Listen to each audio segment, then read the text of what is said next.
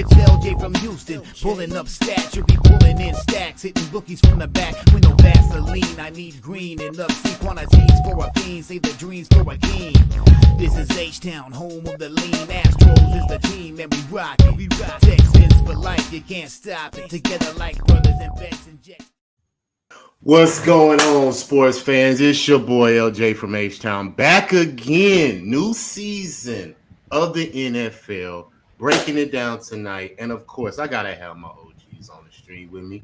I talk sports with these guys, so might as well have them on so we can do it tonight. So give it up for first, my man Picks from Days from Nerd Talk. What's going on, Dave? What's up? Ready for this? I know you've been itching for this as soon as the Super Bowl ended. Hey man, I love talking football, man. Especially that I know I can pick my spots and make money now. It's a beautiful thing, man. So we're gonna have a good time, man. Marley Betts, what's good, my guy? What's up? Hey, you know, I remember when it was just me and you doing this on RaWordz Sports Podcast a few years ago. Hey, we come a long way, man. Come a long way. Pimp Slap play of the motherfucking day. Mike M, what's good? What's good, fellas? Shout out to all you guys, man. This is exciting here. We got football around the corner when we're breaking down conferences. It's going to be fun, man. Looking forward to it. Yes, sir. Hey, that's what we're doing. Of course, Moose Money Bets. What's good, my guy? Oh, man. So glad to be here. Whether you're out there chasing money, making honey, it's your boy Moose Money Bets. Ah, yes, sir. Love it, man. So I'm so happy that y'all was able to join me tonight, man. Like Dave said, been waiting for this for a while, you know. As soon as the schedule came out, I've been itching, going through the stats, going through the trends, man. So I'm ready, man. You know, as y'all know, I don't look at preseason. I don't even look at nothing. You see what I'm saying? My mind is steady focused on getting my trends and stats together for the season because I believe I'm going to bet when it counts. I'm not betting on guys trying to make the team, you know what I'm saying, all this type of stuff. So I'm interested in what counts, and what counts is September 7th, I believe. That's the Thursday that it kicks off. So, but till then, man, let's dive into it, man. I want to talk about the AFC East and the NFC East tonight. You know, we're going to break it up 4 episodes, 1 a week, going into after Labor Day. Well, we're going to get it on. So let's start off with Buffalo, man. Sean McDermott. It's been 6 years as the coach. Josh Allen, drafted in 2018. Coming off the AFC Championship, they've won the division 4 straight years in a row. Over/under is 10.5 wins.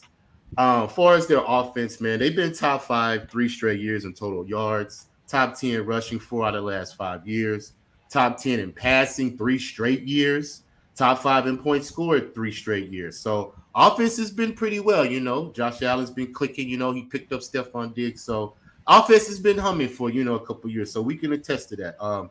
He picked up Stephon Diggs back in 20, and it's interesting to note that before he picked him up, Josh Allen was 24 in QBR in 2019, and he raised that to number 3 in 2020 when he picked up Stephon Diggs. So interesting note, you know, he's very important, and we need to see if this rift, you know, have they fixed this rift, because they were dealing with a lot of issues in the, you know, off season. So it's interesting to know if they fix that. But getting back, their Super Bowl window, I believe, is maybe closing, man. Not so fast, but it's going to give them a couple more years to where they can make the Super Bowl, because they've been on the cuffs of it past couple of years. But we're going to see what happens. But as far as the defense, man, it's been solid as well. Top 5 4 out of the last 5 years in yards allowed. Top 5 3 out of 4 years in points allowed. They kept their safety duo, Powell and Hyde, together. They did lose Tremont Edwards, but they have Matt Milano, so I think he's going to take those reins of the defense. He made first team All-Pro, you know what I'm saying? So that'll be a good, you know, slot to fill in that Tremont Edwards is gone. And but the cornerbacks are a concern for me because they got injured last year. So if the safeties, you know what I'm saying, can hold that back end up, those corners are going to have to produce this year for Buffalo. I'm not really worried about the defense so much. My thing with Buffalo is that I believe that Josh Allen runs too much. And this is interesting to know that they have his rushing yards at over 550, and he's had over 700 the last 2 years. So I believe that's going to be a good bet going into the season. Josh Allen's over 550 rushing yards for the season. That may be something that we could just sprinkle on just on GP, because that's what he has to do.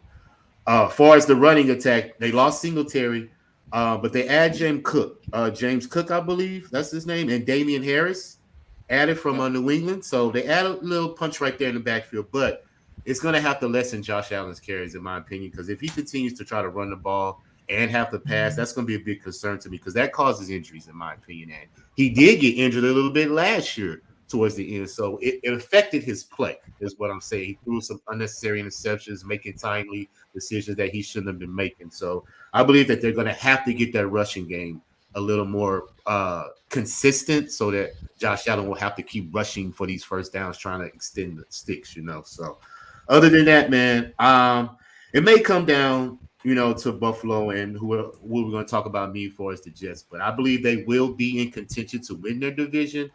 And if I had to bet it now, I would bet them to win that division because they've been consistent for the last 4 years winning it. But we'll see what happens because I have high hopes for the Jets. But we'll talk about them in a minute. But let's go around the panel, man. I'm going to start off with Moose. What you think about the Bills, man, coming into the season? I mean, on paper, they do look like they're possibly one of the best teams in the NFL. The big question mark I have for them is actually their offensive line because they're going to have a rookie. Osiris Torrance is going to be probably more than likely the right guard. They're not necessarily bringing back a lot of guys that were formidable in pass defense. And it's kind of surprising. You look at Josh Allen, he ranks really well with some of his passing metrics. You look at stable quarterback metrics. He ranks in the top 15 in passes over 2.5 seconds, under 2.5 seconds, blitzes outside the zone. I mean, it's kind of surprising. You just alluded to his QBR. Mm-hmm. He's improved dramatically as a passer. How much of that is Stephon Diggs? Probably a significant amount. Mm-hmm. But they also brought in Dalton Kincaid, a tight end that could potentially help out. And you have Dawson Knox, who is going to be kind of that short yardage guy. And I don't really care about the running backs situation. I really don't, because it's going to be Josh Allen. He's going to audible. If they have a 3rd and 1 and it's Zach Moss or I'm not Zach Moss, so James Cook or Josh Allen, I mean, it's going to be Josh Allen every single day, every single play. So I do like the Bills this year. It's just a question of their O-line, their defenses stacked. They have one of the best defenses in the NFL. Their front 7, I rank them 6th overall in the NFL, and I rank their secondary 4th. You did allude to the injuries, but when those guys are healthy, I mean, Tre'Davious White back there. I'm sorry to cut you off. You said you ranked their secondary what? 4th. 4th in the NFL or the and 4th in the NFL. Yes, absolutely. Okay, I just make sure I heard you correctly. Yeah, and I'll go through what they got back there in terms of their secondary because I mean, LJ alluded to the fact that they've had issues with their injuries. But when you have those guys healthy and they're in the back end, they are very stable. I mean, I already said Tre'Davious White, pulling up the rest of the names here now. You got Dane Jackson, Teron Johnson. That's why I stopped you because I'm like, he was a rookie last year. They were, but that's the thing is that when they're on the field, the passing metrics went down, and they were rarely on the field. And the big part of their defense is Von Miller. When Von Miller was off the field, they were a much worse defense. But when Von Miller was on the field, they had improved sack rating, they had improved pressure, they had improved pass defense. So a lot of their secondary is also predicated on what their front 7 can do with Ed Oliver and Von Miller. But I really like the rookies. I think that if you give them a healthy full season, you're going to see potentially one of the best defenses in the NFL. And that's going to be a common theme for the AFC West or the AFC East. All right, man. Sounds good. Mike, what you think about the Bills? So I'm boots on the ground here in Western New York, so I give you guys the lowdown here all day and every day. And I think that the challenge that they're going to have with Buffalo is the Madden cover, the Madden curse and the Madden cover. That's a real deal, man. Josh Allen, he's got injury written in his future. And I hate to see it because, that's my guy here for my AFC team. But unfortunately, the stats, the trends, and history shows it's a 100% factor. 100% of the time a guy's on the cover. I'm sorry. Only one time did a guy not get the Madden cover. And it was John Madden, and it was the year he died. So collectively, it just doesn't post well for those stats and those. What week does he get injured? What week? So I was talking to some of my buddies around here, and we were talking about training camp. It doesn't happen in training camp. So just a year ago, he slipped on the mat over at St. John Fisher, couldn't get it right, and kind of started off injured. Obviously, he ended the year injured as well. So that's a factor. And he's already gotten back-to-back practices where he got hobbled and came back from training camp practice. So he's been taking injuries early. They're going to have to slow down his running. They picked up James Cook last year, Dalvin Cook's younger brother, out of Georgia. And I think that was a really good draft pick. Offensively speaking, they didn't have any consistency in that backfield, and they kind of started him out. He fumbled like game 1 of the season. And they kind of put him on ice, but he ended the season really strong. He was a contributor in the postseason, and I think that continues. And then you mentioned a guy in Dalton Kincaid. They didn't just pick up a random tight end. They picked up a guy that was leading Utah from an offensive production, and absolute and they stud. Picked him up in the first round for a reason. You don't just go drafting tight ends willy-nilly because you want him to block in there. I think this is a situation where he's got the body profile of Gronkowski, and it wouldn't surprise me to see that they need that outlet. Yeah, they got Dawson Knox, but they want to run 2 tight end packages. So I think that Bills offense has got some things cooking. And then you switch over to the defense. They didn't make a ton of splash this year when it came to free agency, but last year they drafted Benford Elam. They got Tre'Davious White coming back from year 2 off of that injury. So I think that defense is going to get better. These guys have seen some production. They've seen some opportunity. And I think it's going to be fair game. So I like the Bills' chances. I am concerned about the overall injury. I don't think they're going to be the ones that come out of the AFC East. I think it's a thing here in Western New York where they've been constantly chasing this get back to the Super Bowl after the miracle losses that took place in the early 90s. And I don't think that's going to change. I think they're still in that position here where they're not the front runners for the AFC, and they're going to have their challenges and struggles about them when Josh Allen goes down. So, kind of overall thoughts. Okay, Marley. It's not an if, it's a when for Josh Allen. Okay. Yeah. Not too much more to mention than what Moose and Mike has said. I'm kind of on. I lean more with Mike than Moose. I don't necessarily have them winning the AFC. I definitely think they'll be in contention. I think it's spoiler alert between them. I'll leave the other team out right now. I think they'll be in the top 2 teams competing for that division. Von Miller is going to make all the world of a difference. That's what we're going to figure out anyway. Obviously, he's still a year older, but as Moose alluded to, when he was on the field, the defense was legit, the first couple of weeks. But I'm with LJ where, Tre'Davious White coming off an injury, 2 years removed, but still they struggled in the secondary last year. Elam, he when he was on the field, I think he's tied for he's in the bottom 100. The last 20 of passes. I just finished looking it up. I can't. 54th among outside corners. Okay, this is overall rank. Right. In adjusted yards, 54th in adjusted yards, outside corners. Yeah, so that I don't like that so much. But my main thing, and I've been screaming this for the last couple of years with the Bills, they don't have a run game. And Josh, in my opinion, Josh Allen can't be your run. That's your quarter. That's all you got. That's your quarterback. I know he's a big guy. I know he's like 6'6" or 6'4", 200-some pounds. Muscle can run you over, but if he goes down, then what? It's a long NFL season. Their goal is to get to the Super Bowl, not just make the playoffs. And they're pounding their quarterback like he's a running back. And for whatever reason, they won't they won't make a splash at running back. Just go get. I can't remember who was available 2 years ago. Dalvin Cook was in their camp, and they didn't sign him. McCaffrey, they could have got the McCaffrey trade. They let him go to the 49ers. They had Nakeem, but he got hit by a jet ski. I mean, you can't, they tried to make some moves, and the guy ended up blowing out his knee in a non-football related situation by getting Nakeem was there last year, though. Who? McKenzie. He was traded at the end of the season last year. So he was the guy that made two huge plays. Remember those back-to-back kick returns that he had there? And you said McKenzie? And the Bills were rocking and rolling with it. And the guy gets hit by a fucking jet ski this year. So they tried to solve the gap, and the guy's out. They tried with Naheem Hines, but he was not an answer though. He's not the answer that you need. Yeah. Go get a fucking running back. Look at his production. Tell me he wasn't the guy. he wasn't. I don't. I like James Cook. I Payne thought James Pines Cook was was a not the great guy. pickup, and he's out of Georgia. They're used to winning. There's a winning culture, and they're bringing that winning culture into Buffalo and continuing to bleed it out. But they're already winning. They're trying to get over the hump. They've been winning for the last 3 years. Another thing, they've been losing for the ever last since 30. Dabo left, the offensive production of Josh Allen, he's not looked as good as he was the last 2 years. Yeah, that's We a got good another point. year removed, so that's another point to keep. Let's in get mind. to Dave. Dave, what do you think Turns about the ball Bills? over a lot?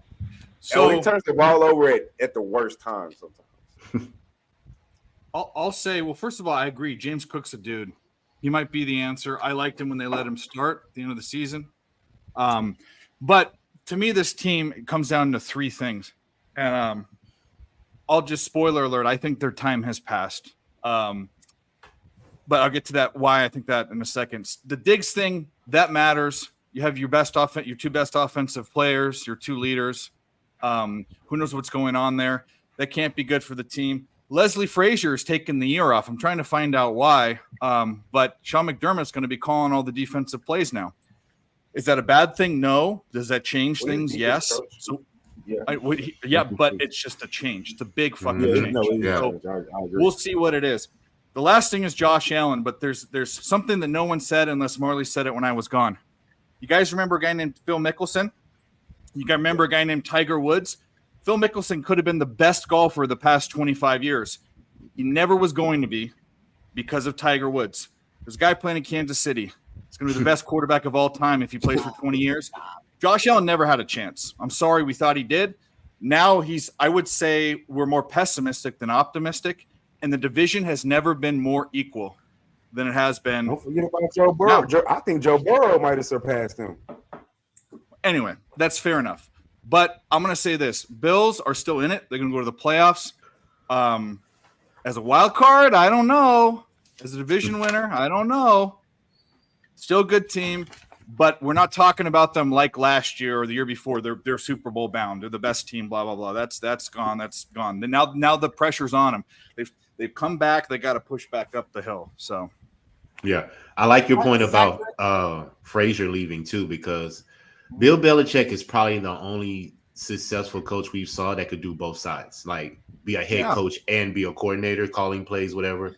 It hasn't been much success of a head coach. They take that away from people. We'll talk about the Redskins, they were the Redskins, where Zorn isn't the guy calling the plays, and Ron Rivera now isn't the guy calling plays. They take those duties away from the quarterback. Now they're to the head coach. Now they're going to the head coach. So we'll see what happens. Yeah, and one more point that we didn't point out at this juncture is Josh Allen did have a significant tendonitis issue last year that he played through for most of the second half of the season, and you could tell there were certain games, especially the cold games, because that's when you're going to see that tendonitis have an impact more than others, and would just miss layup throws, yet still somehow had his metrics and his numbers look pretty damn good. So you give him a healthier arm. I'm more positive on it because I do think they're going to probably have a lot more involved with their passing game than their running game. And I like James Cook enough, but I thought it would be important to point out the tendonitis issue. And you also, another thing. Go ahead, sorry, Mike. Go ahead. I was just going to say, factor Matt Barkley in for 5 starts this year. So think about that as you're transitioning to your Bills offense. USC boy. But one other thing, too, is we have to say that Josh Allen isn't a diarrhea brain like Carson Wentz is or like Trevor Lawrence can be. But he has his diarrhea brain moments, like fumbling on your own half-yard line and letting an annoying Minnesota Vikings fan base talk about a statement win. He has those. When you're the dude, Patrick Mahomes wouldn't have done that. Tom Brady wouldn't have done that. That was an important game, but he did it. So his winning nature is suspect too, in my opinion. Okay. Well, let's go through the schedule and see if we can get over 10.5 or under 10.5 wins. So we're going to start off with Monday night, September 11th. They are at the New York Jets. First division game to start it off. Question mark, baby. That's the best game of the. That's going to be such a good game. I'm going to say they lose that game. That's just me. I'm going to say they're going to lose the first game on the road. in New York with the Jets because I just believe the Jets got the most superior defense in the league. So I'm thinking that's going to be a loss. So Dave, what do you think? Is that a loss or a win for it? And we're not passing. We have to take a win or a loss. I mean, yeah, As far as the game because goes. I'm gonna keep track of this. Okay, you know what I'm saying? I'm gonna keep track. It's a of the big preseason. question mark, but I had to say, if a gun to my head, I'm taking the Jets in that game. Okay, so With the script and everything, that Rodgers, everything. All right, Marley, who you got? Ooh, seems like it's set up for the Jets, but man, dude, week one is the offense going to be? They're going to have enough chemistry to pull out that win? I don't know. I think I like the Bills week one. I don't know if the Jets are quite up and going yet. I think Okay, might need a little more chemistry. Mike. I got a factor or something for you guys to think about here. When it comes down to it, the Bills' #1 defense to hurt quarterbacks over the last 20 years in the NFL. Look it up. It's a fact. Oh, shit. Aaron Rodgers is taking it either week one or the next time they play him. I'm going to give the Bills the win that first one. And then I think what's going to happen as I game script this thing is the second game that they play the Jets. Aaron Rodgers is going to realize he has to do a little bit more. Only that offensive line is going to be a little banged up, and they take him out. So, the second game the Jets play the Bills, out goes Aaron Rodgers, but I give the Bills the win in week one with a healthy Josh Allen. I think Matt Barkley might be the quarterback for that second game. We'll see. Oh, God.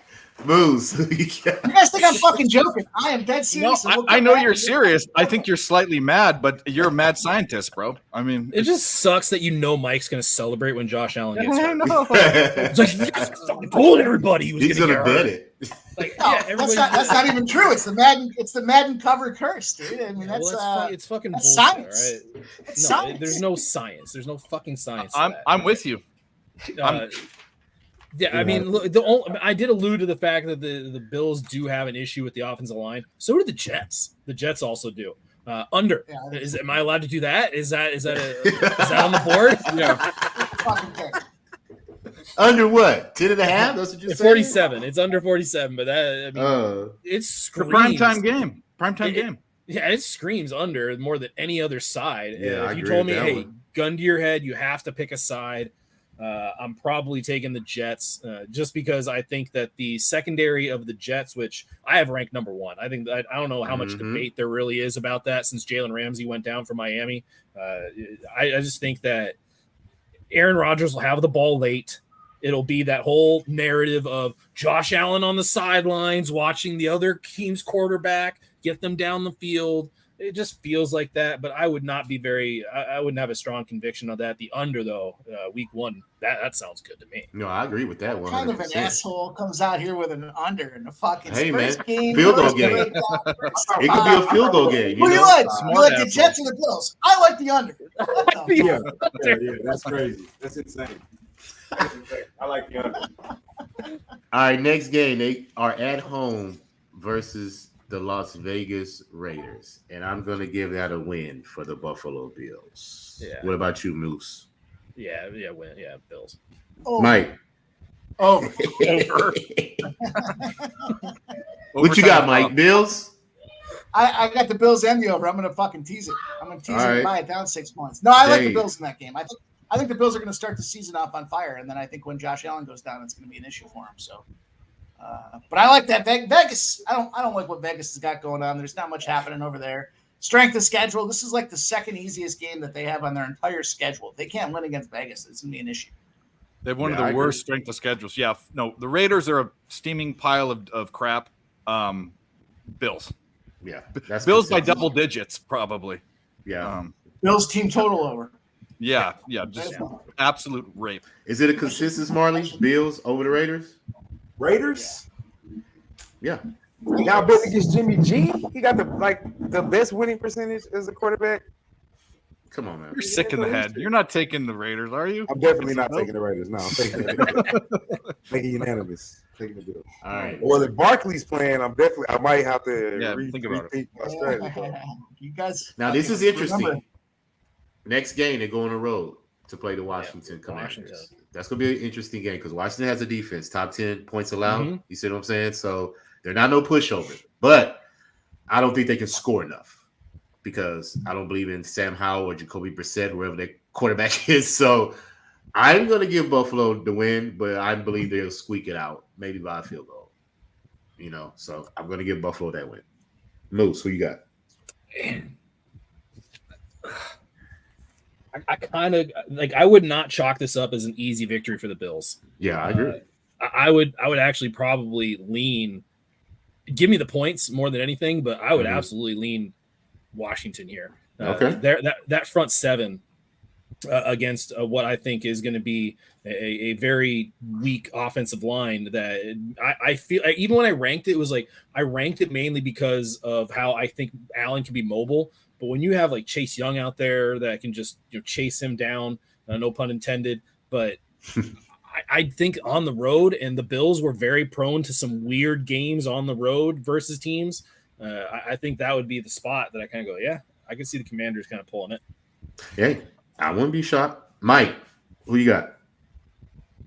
Yeah, so interesting spot, right? We got this, love this AFC East NFC East showdown this year with the scheduling, and what I've been reading out of the Washington camp is not good. We're at a Howell or Jacoby Brissett situation for the quarterback and the leadership there. Oh, and by the way, who's taking a ton of mud on the chin right now? Eric Bieniemy.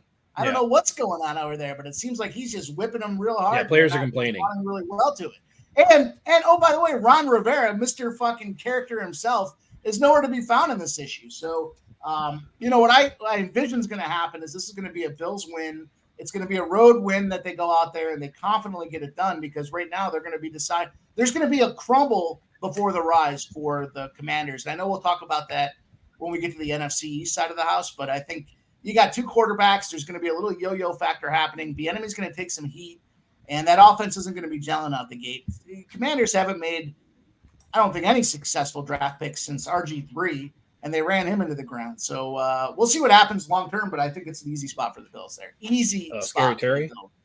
Yeah, Scary Terry's going to – he'll probably do 200 yards and 2 touchdowns, and, that's what he does, but that's okay.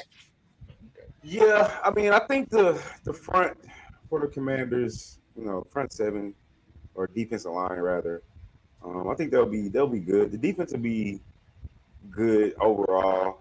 But what are they going to do? I mean, Howell and Brissett, and I don't think this is what are they? And a new system with the new coach.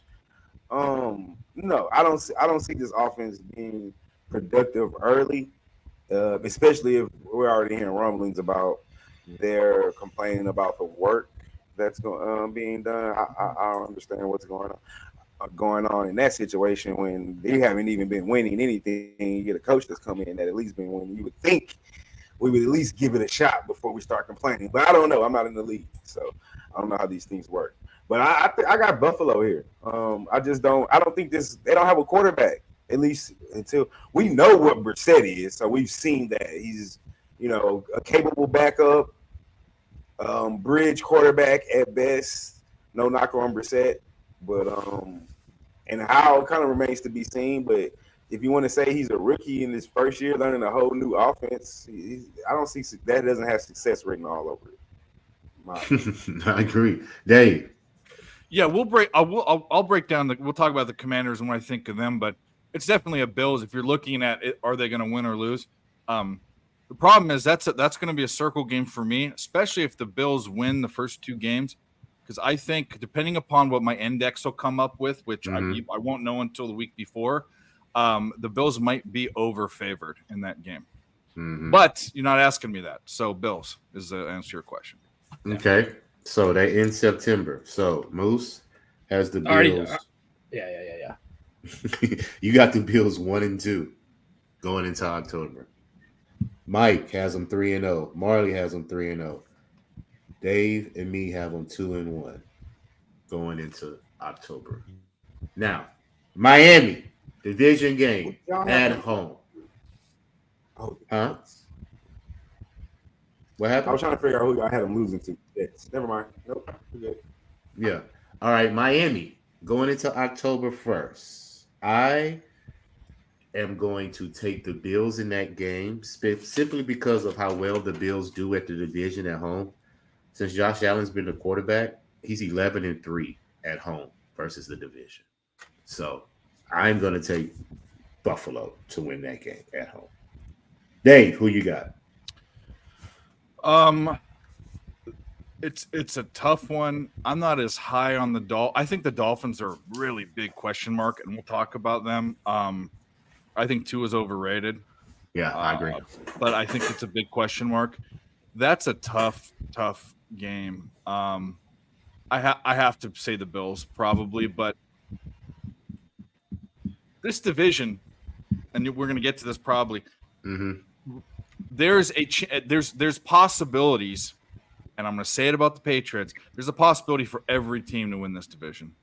And I don't think there's definitively, if it was a life or death situation, if you had to say this team's definitely not winning it, I couldn't say that.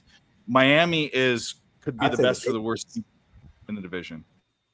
Patriots are definitely not winning it. I don't know. Just my opinion. Either way, you didn't ask me that. Bills. Marley, who you got? Bills, Miami. I agree with Dave, man. This is a tough game.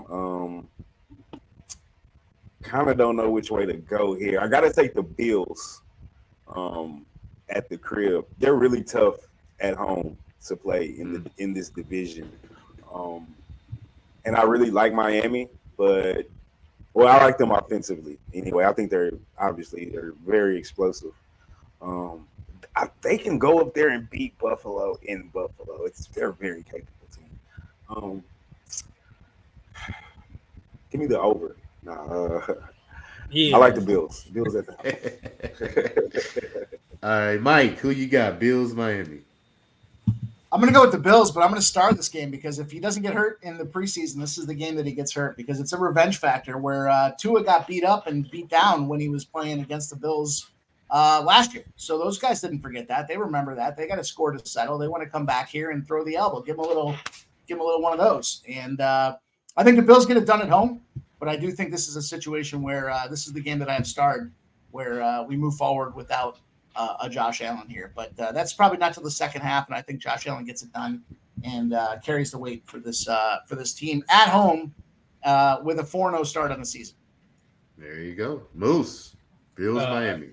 Yeah, I mean, I think every one of these games, I'm going on the assumption that the rosters are essentially healthy because I think it is impossible to predict injury. So I'm going to go off of that premise. That I think it's ridiculous to try to say, they're going to get injured this week. So I'm going to go off the premise that these rosters are essentially going in as is. I think the Jets, Dolphins, and Bills probably split all their series one way or another. Whether it's they split their road games or something like that. It sounds chalky as hell, but I kind of think that's how it'll play out here. Mm-hmm. And if I'm saying that last week was a potential close game and maybe a loss to the Washington, they're definitely coming back in here and winning, especially at home. You already mentioned them at home, division opponent. Mm-hmm. I would go Bills here. All right, straight across consensus. Then they got Jacksonville at home, back-to-back home games. Actually, they have 3 home games in a row: Miami, Jacksonville, and New York Giants, all 3 in a row at home. So I'm going to take the Bills to win that game. And I'm going to take them to beat the Giants. So, Bills. All right, Moose, who you got? We're going to speed it up a little bit. Jacksonville. Yeah, I would do the same thing. Okay. Mike. I got Bills against the Jaguars, but the Dable return spot for the Giants is not to be overlooked. And I think that Giants game is going to give them more issue, especially if there is Matt Barkley in there. So I'm going to say they split it. I say the Bills start out 1-2-3. I think the Bills start out 5-0, and then I think they take their first loss against the Giants when Dable comes back to town. All righty, Marley. I'm right there. I'm right there with you, Mike. I think that Dabo's return. He knows the team. He definitely knows Josh Allen's weaknesses and strengths. And what he showed us last year, I think he's obviously solidified himself as one of the better coaches in the NFL. Look for Danny Dimes to improve. I think they go into Buffalo and beat Buffalo. That's a Sunday night game too. Just know. Yeah, that's gonna be a great game, and we'll see what happens. Dave. I'll make of the 3 games that the last one we talked about and the next 2. Mm-hmm. They go 2-1 in those. Probably not to the Jaguars, but the Dable storyline's a good one, and they could lose to the Dolphins too. So Okay. I think they start the season 3-2. That's what Okay. or 4-2. 4-2. Yeah, you got them 4-2. All right. Boom. Interesting. All right. Then we go to at New England and then Tampa Bay at home to finish off October. So, Dave, New England and Tampa Bay for the Bills. Where's the game in New England? It's at New England. It's at New England. I'm going to take New England. Okay. And Tampa Bay, they went. It doesn't matter where it is. They beat Tampa Bay. Baker Mayfield. Marley, who you got? New England and Tampa Bay for the Bills.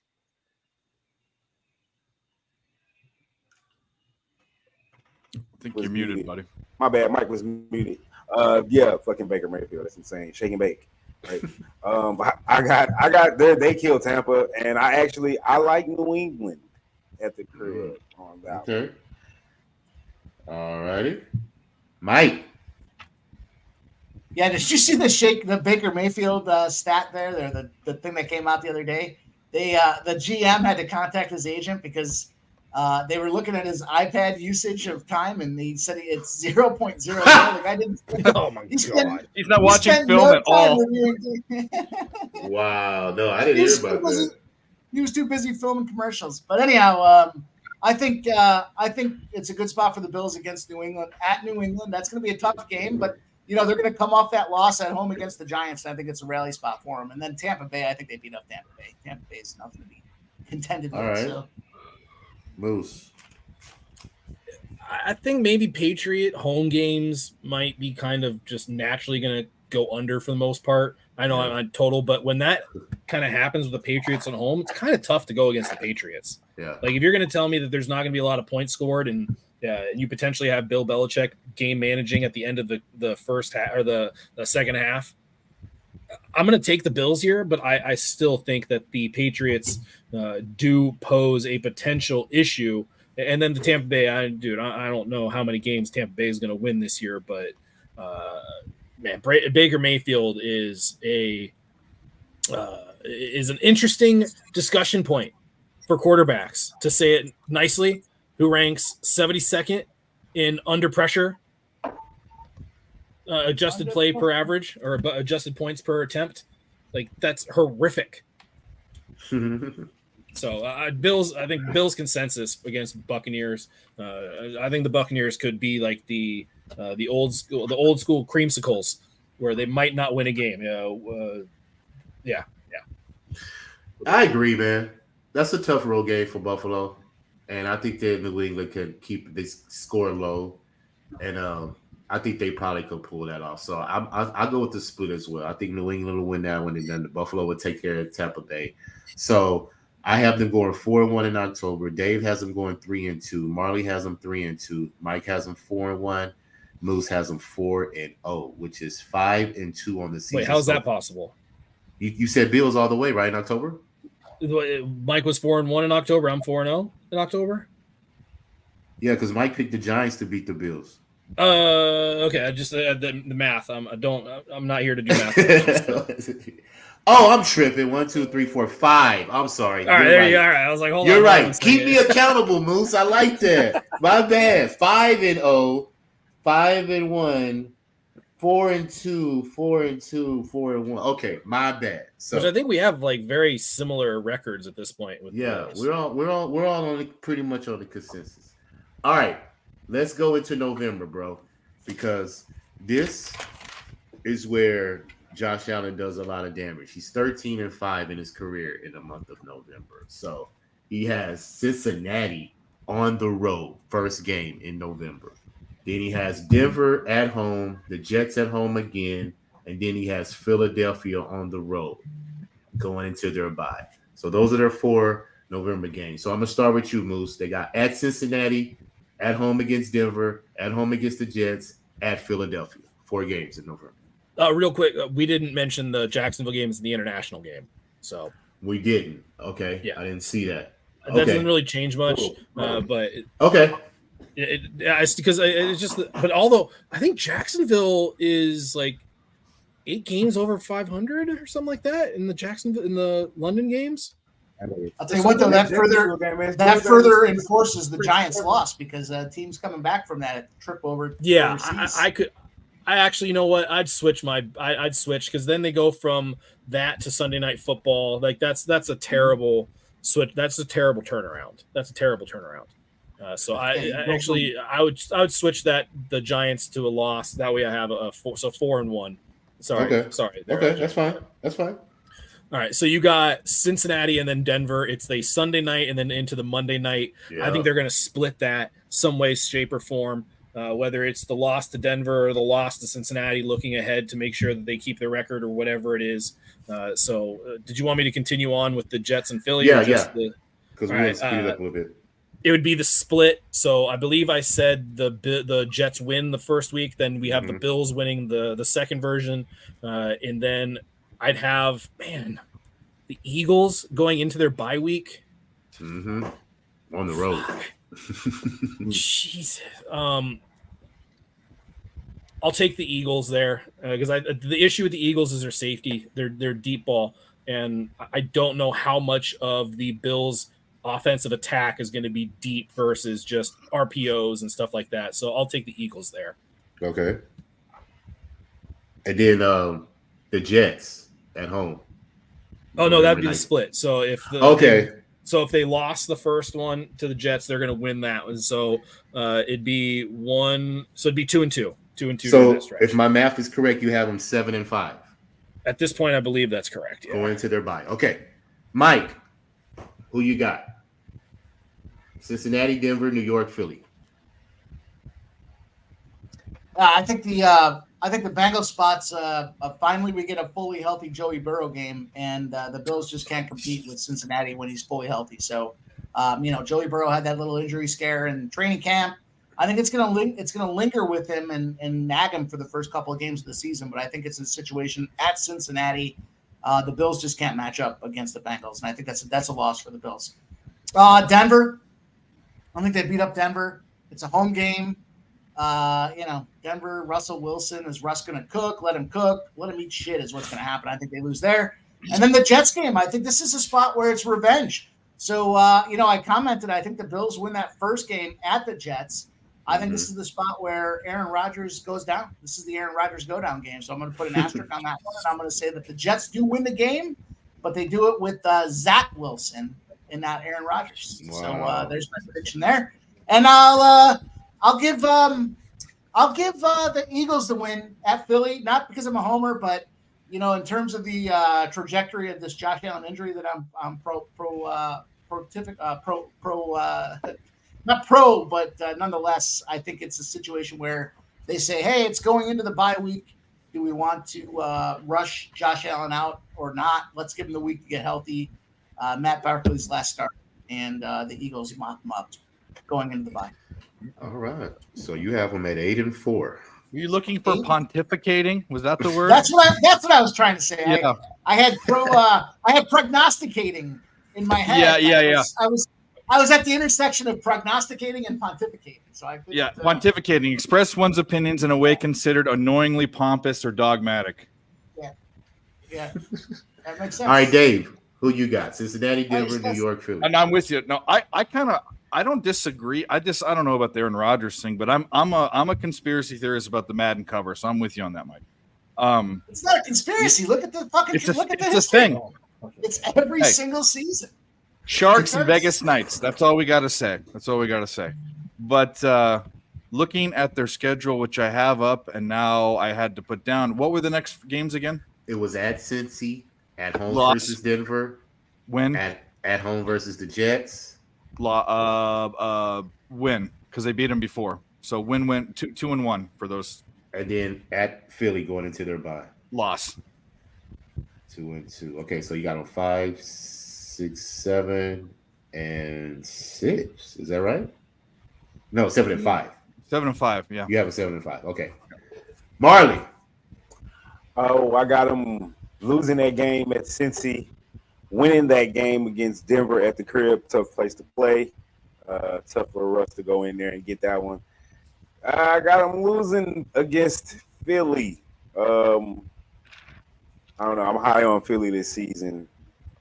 D-line's going to be amazing. That could be the game that he gets hurt as well. Or maybe re-injured if he's not back. But I don't wish any injury or I used to didn't believe in the Madden curse, but it's kind of hard to like deny the Madden curse. Like it's every fucking season. Every season it happens. It's gonna happen. What's the game? What's the game I'm missing? You did Jets. Jets, yeah, at home.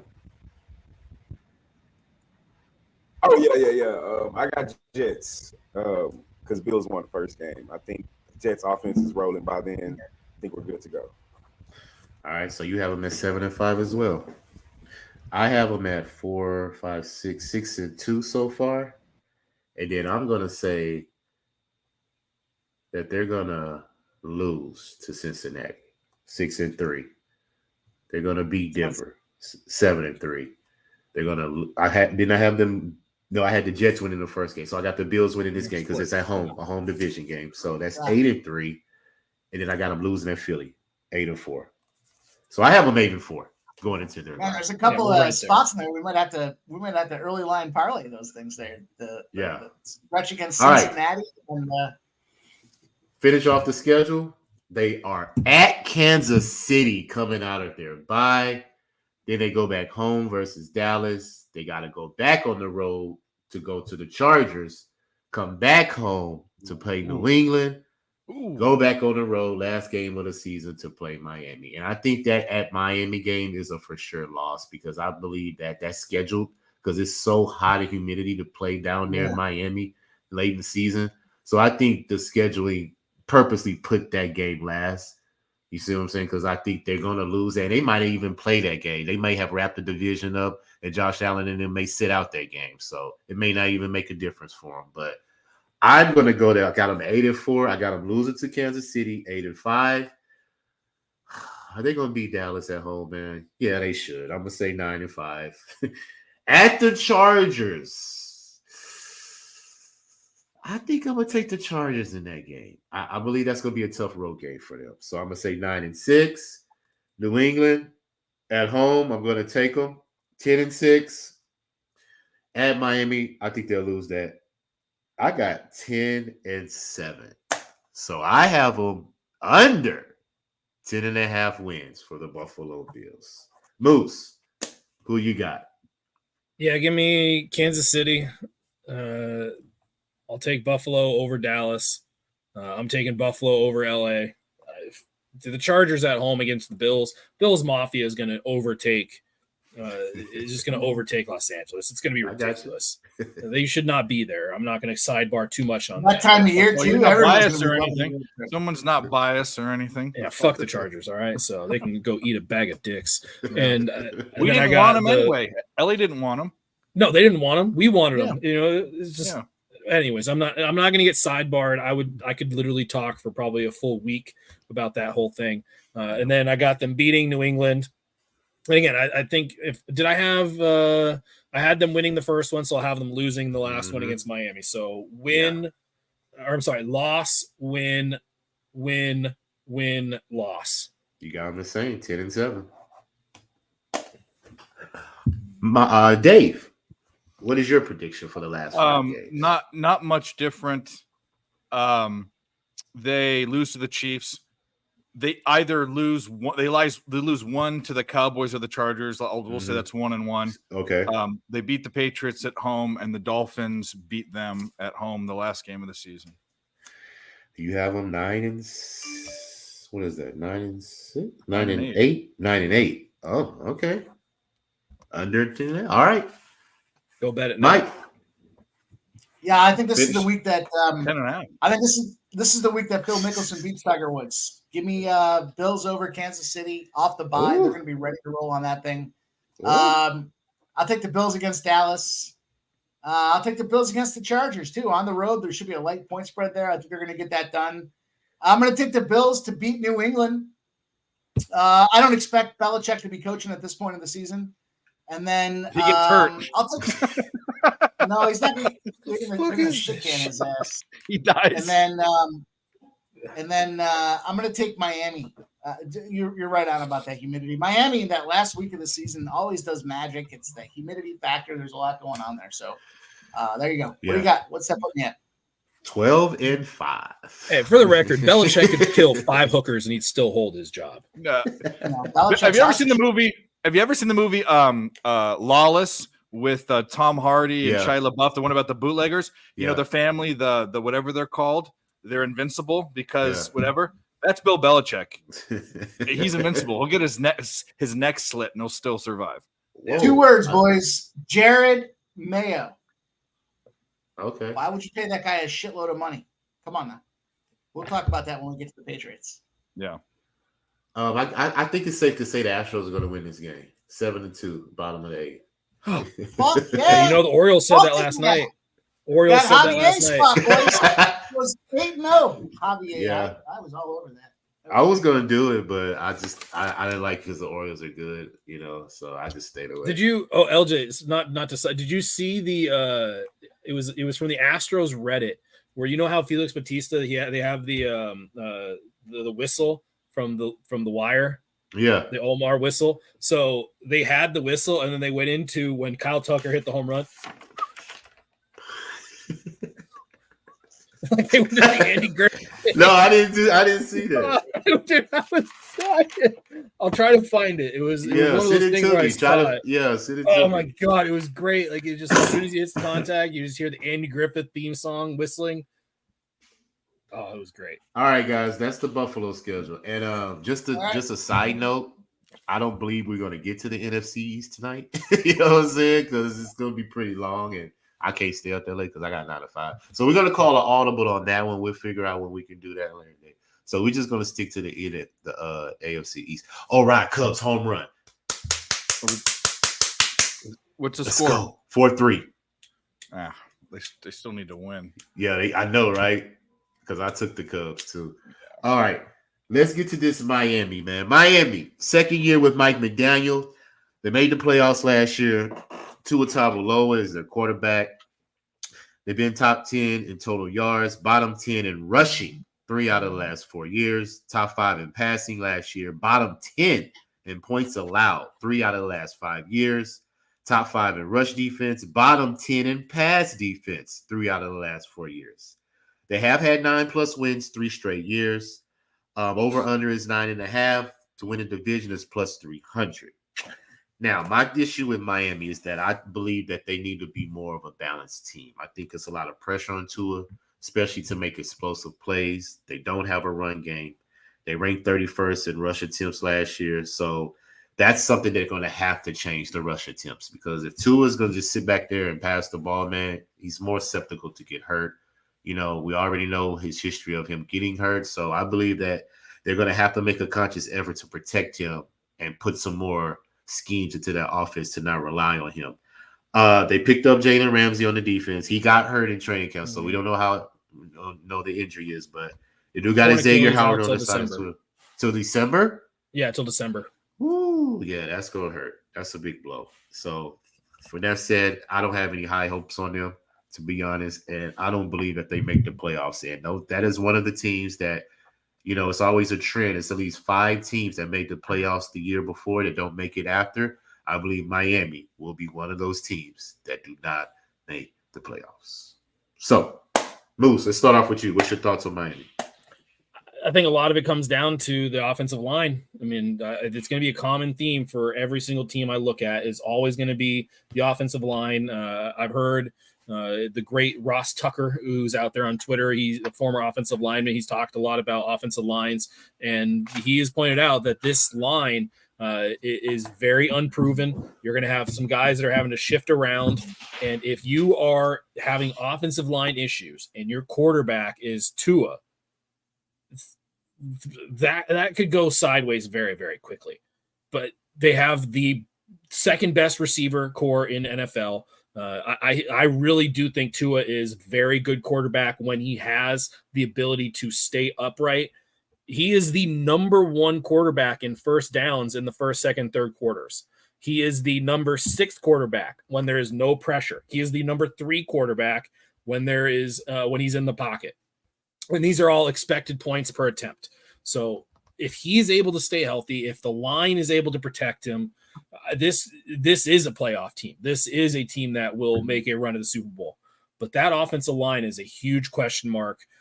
So when we go through the breakdowns here, a lot of it is going to be dependent on what defense are they facing. Are they facing a front 7 that can get after the quarterback? Because if they can, I don't like this team very much at all, because their running back situation is not great. Even though it looks good on paper with Mostert and Jeff Wilson back there, like that's not great. That's not anything you're writing home about. If they can figure out a way to keep Tua upright and allow him to work the receiving game, they will be good, because their defense is going to be one of the best in the league, even without Jalen Ramsey. Their front 7, number 2 in the NFL in my rankings. Their secondary went down because of the Ramsey, but they're still top 10 in my book. Okay. Dave, what do you think about the Miami? It all revolves around Tua. I'm going to say this. Mike McDaniel could turn out to be a really great coach. I like kind of his story. I like where he came from. He obviously came from my team. And I'll say this: if Tua stays, which is a big if, he's a little guy that's concussion prone. Okay, Mm-hmm. they have 3 of the fastest guys on the offensive side of the ball in the NFL. Yes. Waddle, Hill, and Mostert. Mostert is, and I watched him because he was on the Niners. He's lightning. He's lightning in a bottle. And the 40 speeds for these guys are the top 3 of 10 in the whole NFL. Mm-hmm. Fast. If Tua's in there, it almost is. It's going to be like a Lions situation. Team total 28. Take the over. I think that's going to be the theme. If Tua's in, Tua's out, they're done. That's why I said this team, because who's their fucking backup? Mike White, Skylar Thompson. It all revolves around those 2 wide receivers. Mostert is not a cowbell running back. They'd have to go get someone, and I don't know. I don't want to play this. We're playing this injury game way too much this show, but it all revolves around whenever Mike starts. It's relevant. It's absolutely relevant. No, it is. You can't ignore it as part of the cat. It's more relevant to Miami, I think, than any of these teams, because I think the other 3 teams can survive without their starting quarterback. The Dolphins cannot. So the Dolphins could win the division. The Dolphins could go dead last, depending upon who. And by the way, when I said that the Patriots can win the division, if Tua goes down, Rodgers goes down, and I don't want this to happen, and Josh Allen goes down, every team becomes equal. Yeah, I agree with that 100%. Yeah. Mike. Patriots have one of the best defenses in the league. That's what I'm saying. That's what we're going to talk about in a second. But yeah. Mike, who you got? I mean, your thoughts on Miami? Yeah, I mean, you guys already said it. The only thing I like about Miami, what they've got going for them, is the Vic Fangio defensive perspective. They had a strong defense last year. They ranked number 16, I think, in total points projected allowed. I think you bring Fangio in, he keeps grinding, he keeps getting it done. They got the cheetah. There's a lot of things happening down there in Miami, but you guys already nailed it with the quarterback situation, and I just think there's too much of a wild card. So. I like a lot of unders in the Miami game, especially with Tua running the ball around there and guys trying to get it done. But for me in this spot, I'm just not high on Miami this year. Last year I was more high on them than I am this year, and we'll see what happens with Tua. I saw some practice footage, and boy, that offensive line is suspect. Moose Money and I probably disagree on the importance of starting pitcher when it comes to Major League Baseball, but we do agree on the impact of offensive line when it comes to NFL. And I don't know that there's much there. I think Tua's going to have a tough year. He's going to be doing a lot of running for his life, and he's going to be doing a lot of chucking it away, trying to keep the drive going. So I think Miami's going to have a tough season. And one other thing we didn't talk about is talking about offensive line, sort of, because a tight end is that too. Gesicki's gone, and he was a big weapon. So yeah, we'll see this Notre Dame guy. His name is Smythe, I think. We'll see what when you have the check down for Miami was huge with Gesicki. He won't have that, so he won't have that 5-yard out every time. Yeah, what I'm surprised by is how many of these teams that have essentially 2 running backs that they can run out of the backfield that can both pass catch and get into the zone reads.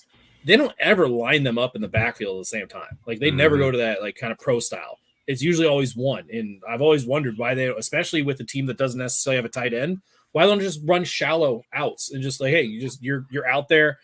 We know that the offensive line is going to give it up, but Tua is also very good under pressure. That was a 2018 or 2019 Rams. That was Goff's. That was McVay's offense, and guess who neutralized that by putting guys out in the flats? Old Bill Belichick. Mm-hmm. Yeah, and then if you do that, you have the speed to be able to get down the field. If you have the receivers, yeah. But they don't do it. They don't even try it. Like they don't even force the defense to make that adjustment. Yeah. And you notice that they're always in motion for the most part because they're trying to get that head start because they're so fast to throw off, the defensive backs and things like that. That's as far as me watching Miami. I just think, they're using their speed to an advantage to where they're getting the defense off their heels by keeping them in motion and putting them in things like that. So, but for the most part, man, like I said, I don't have any hopes for Miami. Now, interesting that Tua is 6-1 at home versus division since he's been in the league, but he's only 2-4 in the road versus division. So that's a split as well. So he plays more comfortable at home than he does on the road. So we're going to go through the 4 games right here. Well, 3 games in September. They have at the Chargers. They start off 2 road games at the Chargers, at New England, and then they're at home versus Denver. And I'm going to say that they're going to go 1-2 in those games. So 1-2. Dave, what you got? Same.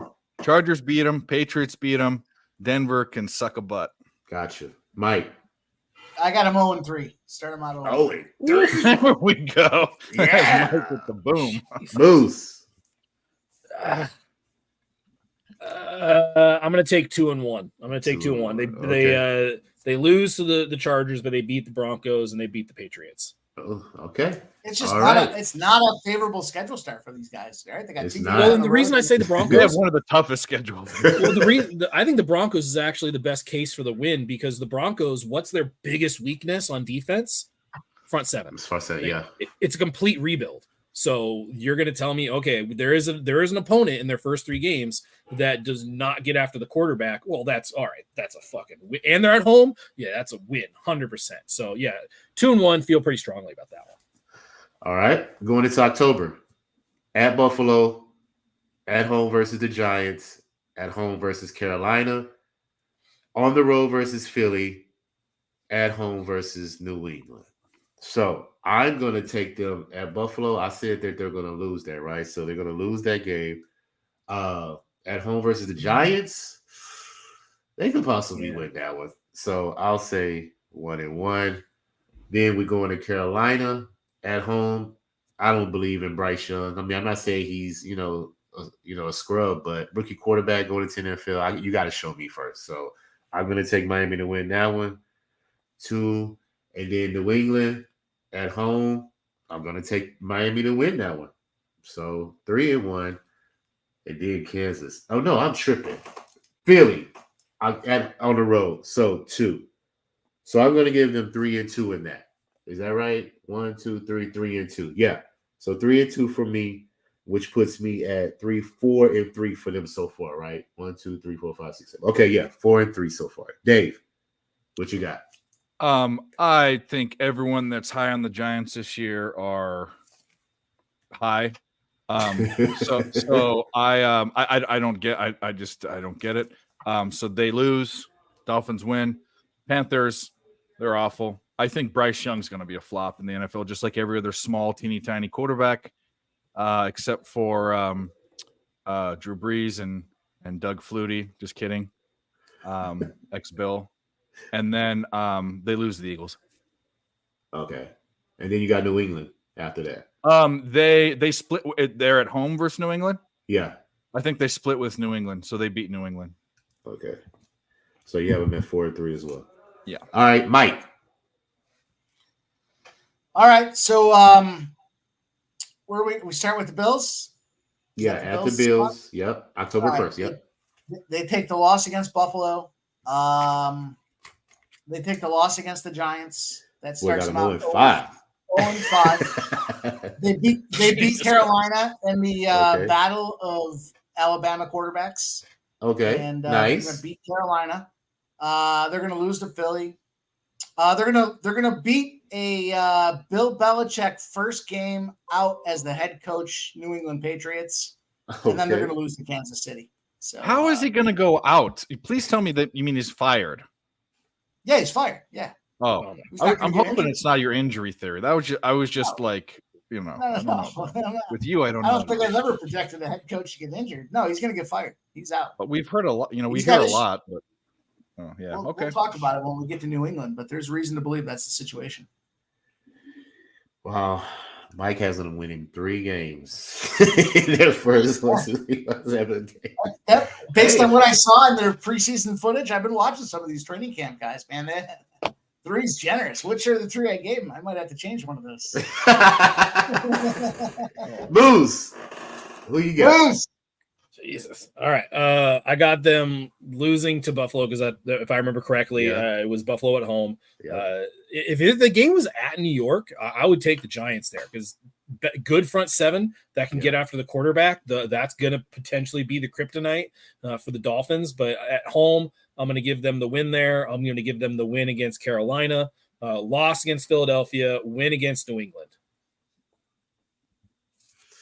All right. I like that too. So what's that? 5-3? 8 games? Am I doing my math correct? 1, 2, 3, 4, 5. Yeah, it'd be 5-3, I believe. Okay. 5-3. Okay, because I have them at 5-3 as well. All right. Next, going into November, Kansas City at home. They got their bye. It's international game. You're right. I need to look at that. NFL Network, 6:30 a.m. You are correct, Moose. Look at you, man. I love you, man. That's why you a teacher. All right. They're overseas at Kansas City. That's going to be interesting. You know, that's going to be a very interesting game. I don't think Kansas City I don't think they're going to just watch my. Have they played overseas yet? I don't know. That's a good I question. don't think they have. That's a good question. We have to No, look they that did. up. They did like 3 years ago because I remember Andy Reid, like his fat ass. So everybody was wondering how he was going to get on the plane. I know they played in Mexico, right? Well, he was drawing mustaches on all his players. So, you all right. So I'm gonna. Oh yeah, the State Farm commercial. Oh, he was on a plane drawing mustaches on fucking people. All right, yeah, it took me a while. Sorry, I've been drinking. All right, the 3 games in November: Kansas City, Vegas, and at the Jets. So I'm gonna say they lose against the Jets. I say they beat Vegas. That Kansas City game is a toss-up, man. I may have to come back to that one, but I'm gonna take them to split. You know what I'm saying? 1-1, and then I'll come back. Mike, who you got these 3 in November? Kansas City, Vegas, and the Jets. Jesus. I take 0-3 for Miami on this one. Give me 0-3 on this stretch. Okay. They're not going to beat Kansas City. This is a spot for Vegas to win, as much as I hate to say it. Going on the road, traveling. And the Jets, you know, even though the Jets probably won't have Aaron Rodgers this particular week, I think Mike White gets it done as we go at home against them. Yeah, give me an 0-3. Guess who I'm not high on this year? I see. All right, 0-3. So you got them at 3-8. You got them 3-8. Man, go play that. You know what? I think let's go back and evaluate the 3 because I could probably take one of those away. Honestly, Dave, who are you my 3 wins? Who did I give my 3 wins to? You gave. I gave Carolina. Yeah, I stand by the Carolina. And New England, right? At home versus New England. Did you give them that one? Yeah, because that's the Bill Belichick got fired week. So fired. Yeah. I'm okay with that. The Cubs lost. Fuck y'all. Yeah, they did. Bases loaded. You guys think I'm fucking crazy, but I'm telling you, there's some shit that's going to be the NFL's going to be a muck this year, and you guys will see. All right, Dave, what do you got? Kansas City, Vegas, and the Jets. All right, Kansas City. I don't care where it is. Dolphins, Raiders taking the Dolphins. Jets, Dolphins. I'm taking the Jets. And what was the other one? Oh, the Patriots. I didn't even say that one, right? We're in November. Remember, Kansas City, Vegas, and New York. It was only 3 games. Oh yeah. So I've got them losing. I've got them losing the Chiefs. beating the Raiders, and they split with the Jets. So I'll say the Jets beat them there. So one and two. Okay. So in all fairness, I'm with you guys when it comes to that Raiders spot, but I don't think the Raiders are going to lose every game this season. So I got to. They're not, but I don't think that's the spot. I mean, if the Dolphins have so much firepower, I mean, the Raiders are going to win grimy games. I think, just my opinion, but the Raiders could win that. I mean, the Dolphins aren't great, so I mean, I don't think this division is as great as people think. I haven't gone yet on this. Okay. It's 1-2. But I do think that Chiefs game, man, I'll take the points, especially right now. What they have it at, it's like a +7 or something like that for the Chiefs, or +7 for the Dolphins. I'd be on the points there, but it'll probably be the Chiefs. But that's a really good matchup for the Dolphins. The Chiefs won't be getting after the quarterback nearly as much. Fuck it. You know what? Give me the Dolphins in that. Give me the Dolphins. That whole Tyreek Hill thing that they talk about. Yeah, give me. You know what? Thing. Fuck it. Now, You're unfortunately, Moose brought it up, so I didn't get a chance to overlay it. But since 2015, Week 1 home dogs are 10-2-1 against the spread when they're facing divisional opponents. They're 8 straight winners. 8 straight winners. Against the spread and 6-0 straight up. So for what that's worth, divisional situation, Week 1. Home teams. Home teams, right? Yeah, wait, it was home teams. That doesn't home apply team here. dogs. Home team dogs. So it does apply to the Jets game. The Jets are in a spot to beat the Bills in Week 1. And I said the Jets. Okay. Oh, thank you. I feel better about saying the Jets earlier. But in this spot, I do think, honestly, I think the loss of what's the outside linebacker, Frank Clark? Is that who I'm thinking of? Mm-hmm. Yeah, I think that's going to be huge here, because that would have been the guy that you go, yeah, he's probably going to be the reason why the Dolphins won't be able to move the ball much. But without much of a front seven, I'm not gonna say Tyreek Hill, but if it was at some point, I would not be surprised if Tyreek Hill just busted the game wide open late. So, give me the Dolphins there. I'll have them go 2-1 there. And you got them at 7-4. All right, that sounds about right for me. Mike has them at 3-8, and me and Dave have them at 6-5. All right, 3-8, and I'm questionable on one of those games. They should be 2-9. All right, let's start off. Let's in December, because they got a lot of games. They are at Washington. I'm gonna give them. You know what? That's an early game too, 10 a.m. They got to travel. Mm-hmm. I'm gonna give them a loss, 6-6. Mm-hmm. I'm gonna give them a loss. Tennessee at home. I'm gonna give them a win, 7-6. Jets. I said they're gonna split, so they're at home, so they will beat the Jets at home. That's 8-6. At Dallas. Dallas at home. 9-6. At Baltimore, that's a loss. 9-7, and that ends December because they got one more in January. Okay, so I have them at 9-7 so far. Moose. Washington, give me Washington. Okay. I think my theme here with the Dolphins is just if the team has a pass rush, I'm taking the opposing team on these for the most part. And then they beat Tennessee. They take the home game against the Jets. Give me the Cowboys. Again, pass rush. Minka is going to get after them. And I'll take the Dolphins against the Ravens. Oh, no, it's on the road. Never mind. I'm taking the Ravens over the Dolphins. Okay. So 10-6.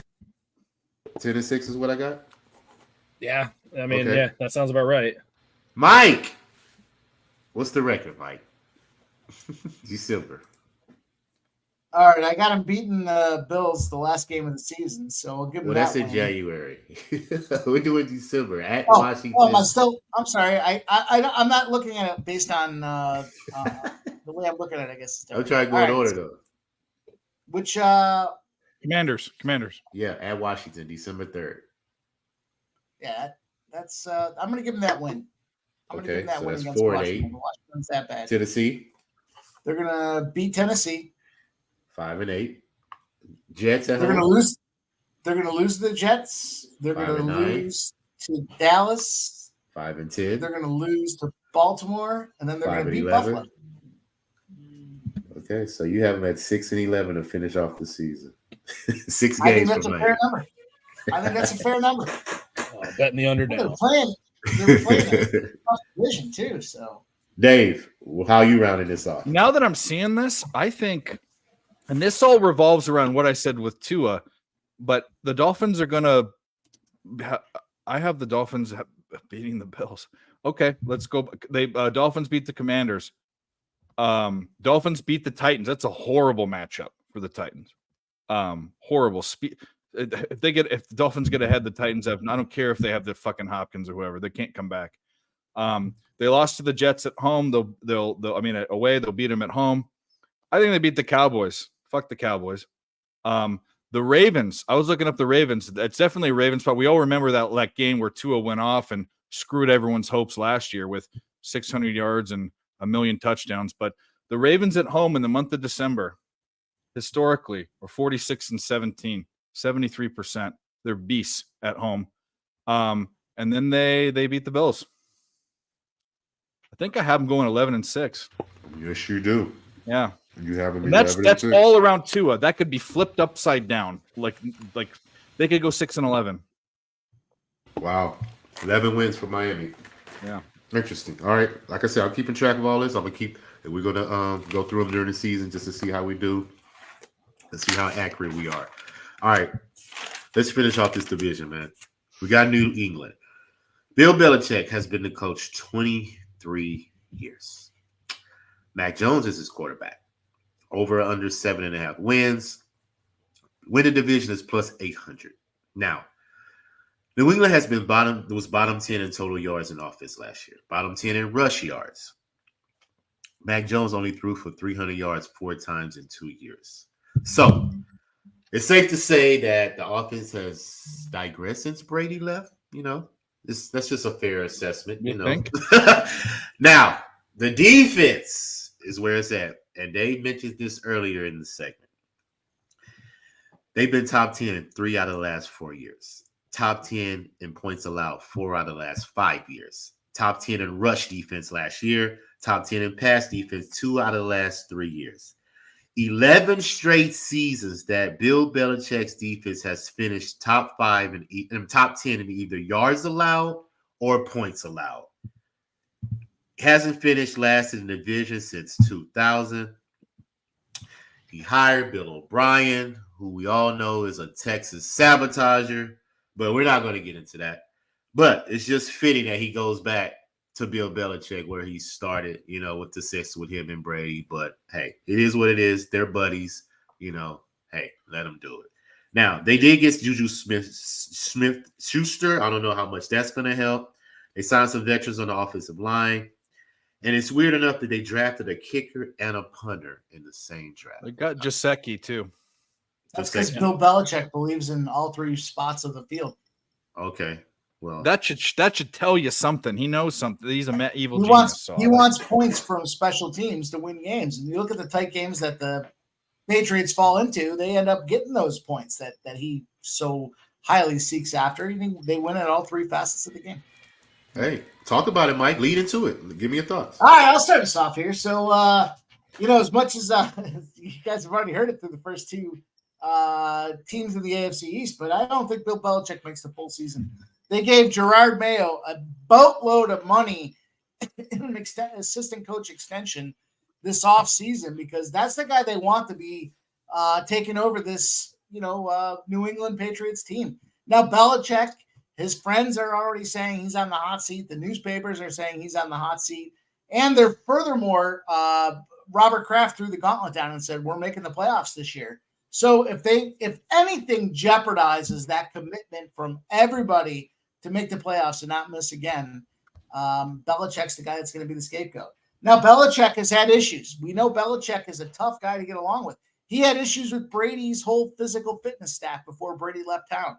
He's had issues with Mac Jones. They've been talking about who he hangs out with. And last year, there was notorious footage from the sidelines about guys not getting along with their coaches. And Mac Jones has been on record saying, I'm not comfortable with the offense that we're running out there. There needs to be more of this, and there needs to be more of that. Now, you got a pissed off quarterback who ownership is sitting behind, a coach that's arguing with everybody, and he didn't bring any new wide receivers in to this offense, in my opinion, from a New England standpoint. So I don't think New England's offense is going to produce. I think there's going to be a lot of that give and take between Mac Jones and Belichick, and they're going to eventually, Kraft is going to have to come in and say, all right, Belichick, you're out. This is our quarterback of the future. And that kind of substantiates why I've said what I said about the coaching changes in New England. Belichick's an asshole. It's okay to be an asshole if you're winning, but he's losing. So there you go. Take it. Interesting. Moose, what are your thoughts on the Patriots? I mean, I agree with Jay. I don't think Belichick will ever be the scapegoat there. If anything, they'll just try to get into a situation where Belichick doesn't have as many roles as he used to. But it is impossible to see them move on. But again, it was impossible to see them kind of move on from Brady the way they moved on. So anything is possible. But I agree with Jay. I don't think Belichick is ever going to be the scapegoat out there. This is all about the fact that, first off, Mac Jones has no reason or no ability to gripe about what the offense is doing. Mac Jones is one of the worst quarterbacks in football. You just look at some of his metrics based off of just him in the pocket or outside of it. Mac Jones ranks for no pressure. He is 29th in the pocket. He ranks 36th. I mean, you just look across the board. He doesn't rank top 25 in anything. He generally ranks in the 30s and 40s. And then even with the more or less stable metrics, like play action, fourth quarter, over 2.5 seconds per attempt, he still ranks terribly. So Mac Jones needs to shut up and concern himself more with his ability to actually throw the football and throw the football effectively. I think that would be the scapegoat if there's anybody, because their running game is actually not terrible. Ramondre Stevenson can be useful. Their offensive line isn't great. Their defense is going to have some question marks, but Jabril Peppers is there, but Devin McCourty isn't. And McCourty was a very important part of that defense. So I would say the theme for Patriot games are going to potentially be home unders and taking the points of the Patriots at home. Yeah, so interesting. And I'll follow up with my coaching perspective and saying, who did ownership? And these are the little things you have to pay attention to when it comes to the beat writers. So Belichick's been critical of Mac Jones. They've been having issues on the sidelines. Robert Kraft comes in as an owner. Who does he back? Does he back his 30-year tenure guy, or does he say, oh, I like what's happening with our quarterback. I like his development, his trajectory, and he's our future. Was this before or after he got a massage? It's irrelevant, but it's oh, okay. I just wasn't sure, because those Boston beat writers are known to be fucking assholes. Like, they are known to be that. But it's those little things that you can pick up from these beat writers that'll tell you what's going on with that. How's the chemistry affecting what's happening with the product that we're seeing as end users? And I think that's a big factor. So those are not to be neglected little facts, but we'll see. Dave, what do you got? LJ, what do you got, man? That looks like you're eating something. That looks good. What do you got for us? I got some sawgrass. Nashville chicken from Sawgrass. Oh, it's all gone now, bro. I crashed it. What do I got? Here's my thing with the Patriots. There was two mantras that I never, until last year, I didn't do. I never bet on the Chargers for a couple years, even capping or nothing. And I never bet against the Patriots, but that was with Belichick and Brady. So now it's never bet against Tom Brady. And now it's gone forever. But either way, here's the deal. A couple things. Defense, one of the best defenses, and they don't have the best talent. This is where this is crazy. Bill Belichick is the best defensive mind in the history of football, period. I saw that game. The Rams had one of the best offenses since the Rams way back when. He figured out what the secret was. He said, Jared Goff, you're smashing everyone. No one. You're checking down. These guys are going in the flats. If not, you're going deep to your receivers. You know what I'm gonna do? I'm gonna take away play action. You do your little fucking fake handoff. I'm gonna drop my nickel backs and my linebackers out in the flats. I'm gonna make you throw deep, and they scored 3 fucking points. And that was the best coach game I've ever seen in my life. Okay, so Bill Belichick, with the shittiest team, I don't care. They've got a shot to make the playoffs, regardless on that alone. And that's saying a lot. And I'm not a guy that's a one guy thing in a team, but he's I don't know. He's that guy. The next thing is for quarterback. I don't think it matters. I think that Zappy comes in and becomes a quarterback. Mac Jones is an issue. No problem. The Patriots are going to win low-scoring games. They always have. They've always found a way. If you remember, they've won. How many Super Bowls did Belichick win? 5, 6 Super Bowls? He never, when he finally got an offensive weapon, Wes Welker wasn't that great. Who's that other guy that was Julian Edelman? Yeah, Edelman. Any other place they went, they'd be mediocre. When they got the guy, Randy Moss broke record with Tom Brady, and that was the undefeated. That when they finally got the guy. So what I'm telling you is that team can do things with less. Ramondre Stevenson was an awesome, at least on fantasy, was awesome. The guy can run. For all of the problems they have, they're not a Super Bowl contending team. But at 7.5, I'm not a totals guy, and I haven't looked at the totals. And we're going to go over every division on your thing right now. I'm thinking about putting a GUR on over 7.5 for the Patriots. I think that's way too low. Let's go through the schedule and see, buddy. We starting off September. Philly, Miami, at New York. Now, I believe like Moose, I believe this division is going to split their home and road games. So I think everybody's just going to wash in the division for the most part. So I'm going to have them losing at New York. I got them winning versus Did I have them winning versus Miami? Yeah, 1-1. Okay. So I had them winning versus Miami. And I got them losing the first game at home versus Philly. So I got them 1-2 in September. Moose, who you got? This is probably going to be really kind of out there, but I kind of think the Patriots might actually pull off the upset versus the Eagles first week. Jalen Hurts versus the zone last year, ranked 30th amongst quarterbacks. Dude, I'm telling you, like, Mike's gonna have an just talked about it. Dave just talked about it. If there is one coach that you're kind of like, all right, he's going to be able to figure out something, and the Eagles coming in just sky high, all the expectations, and all of a sudden they face a complex zone scheme coming at them, and the Patriots at home.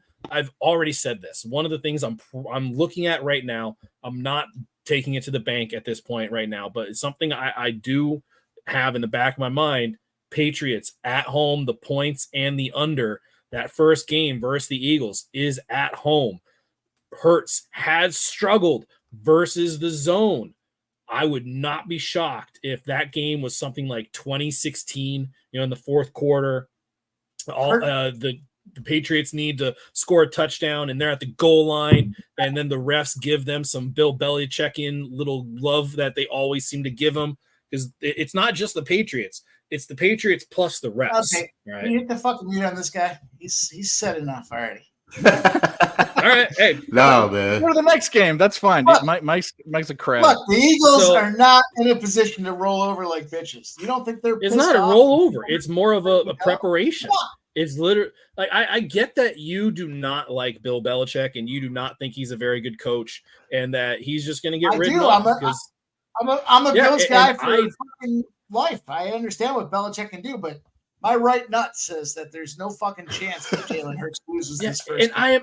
I absolutely 100% disagree with you. I think more like Dave that he is one of the best coaches.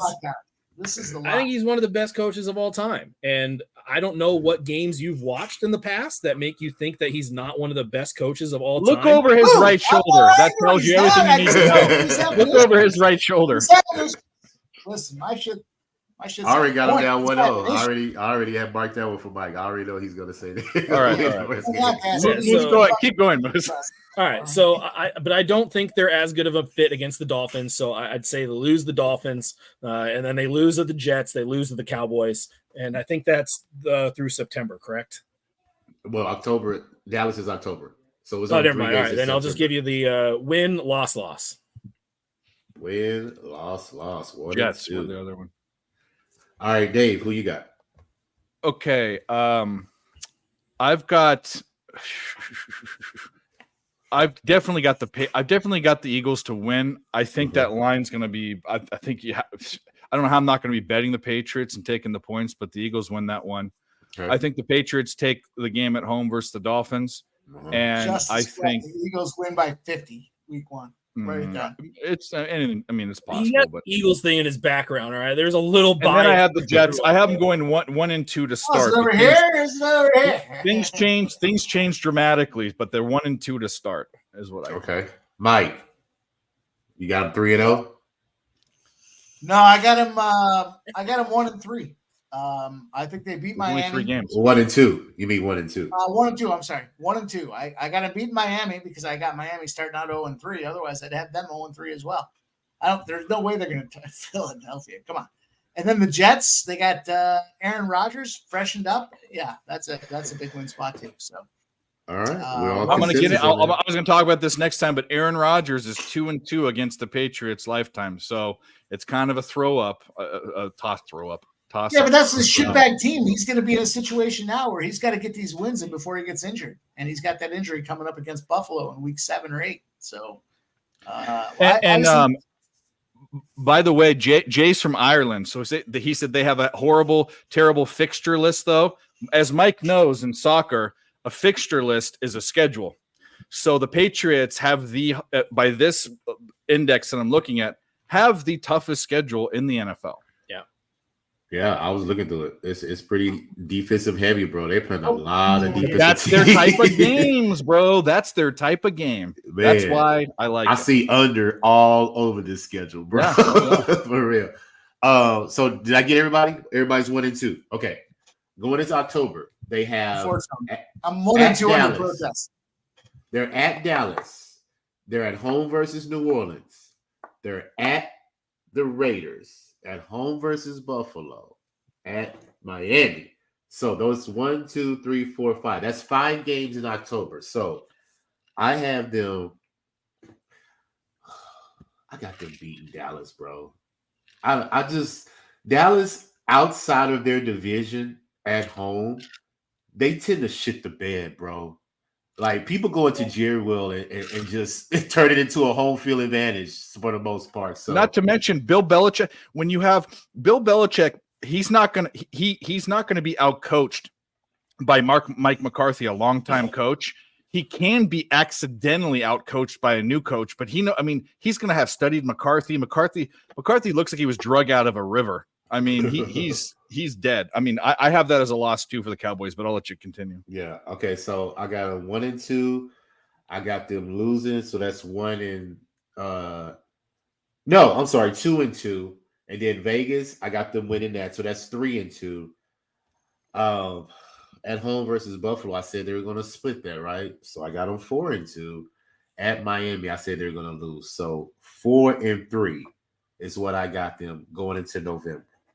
Mike, what's your record? You got them at 1 and 2 now. What's the next 5 games? Yeah, so they lose Dallas. It's on the road, makes sense. They lose New Orleans. I think New Orleans is underrated this year, so give me New Orleans. They go out to Vegas, and oh, by the way, in the background right now is the heat that is on the seat that Bill Belichick sits on. They lose to Vegas. Wow. Then they got Buffalo. They got Buffalo at home.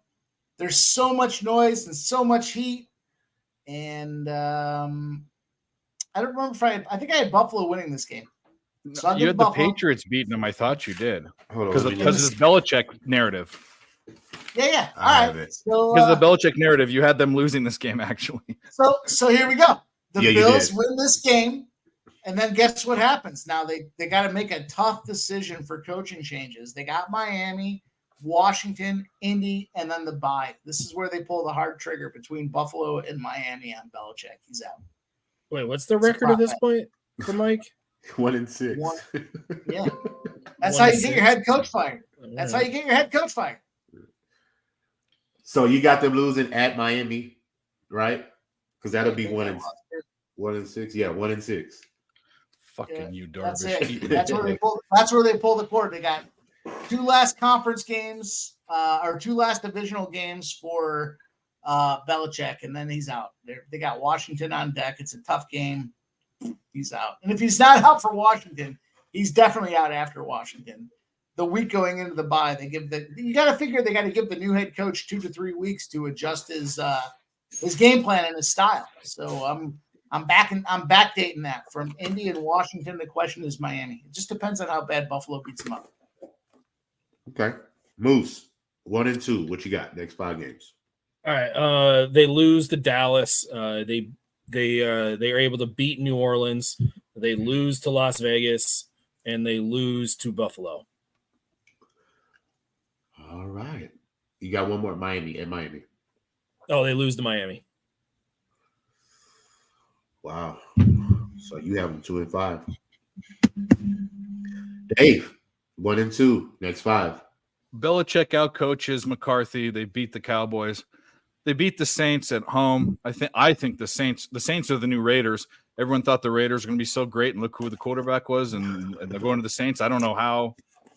I mean, the Saints are going to be good only because that division became the worst one. So it's not because the team got much better.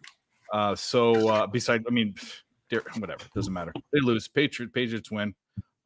Patriots beat the Raiders, who got worse, and the Patriots beat the Bills at home. I think they split every game. I think the home team wins every game in this division. So I'm going 4-0. Yeah, Wait, it was 5-0. If Josh Jacobs though is not with Vegas, I'm giving the Patriots. And they lose to the Dolphins. 4-1. Yeah, but if Josh Jacobs is with Vegas, which is how I'm kind of capping this, or at least how I'm discussing this, I do have the Raiders beating them because I think Josh Jacobs becomes a Belichick game. If it's a grinded out game, it becomes his cup of tea. Yeah, I just think that's the MO. That's going to be the recipe of success for Las Vegas, though. And I totally understand what you're saying. Like, I get what your point is, and it's more of the New England on the road going across. I think Ramondre Stevenson is slightly. Jacobs is a great running back. Stevenson is a good running back too. So might be good. He's good. That might be a game where both running backs have 150 yards. Yeah, it could be. It could be. But I would absolutely, if it's going to become a running game, and you have Josh Jacobs on the field, dude, I'm taking the team that has Josh Jacobs. It's not. I think that's going to be a really close game for a Raiders game.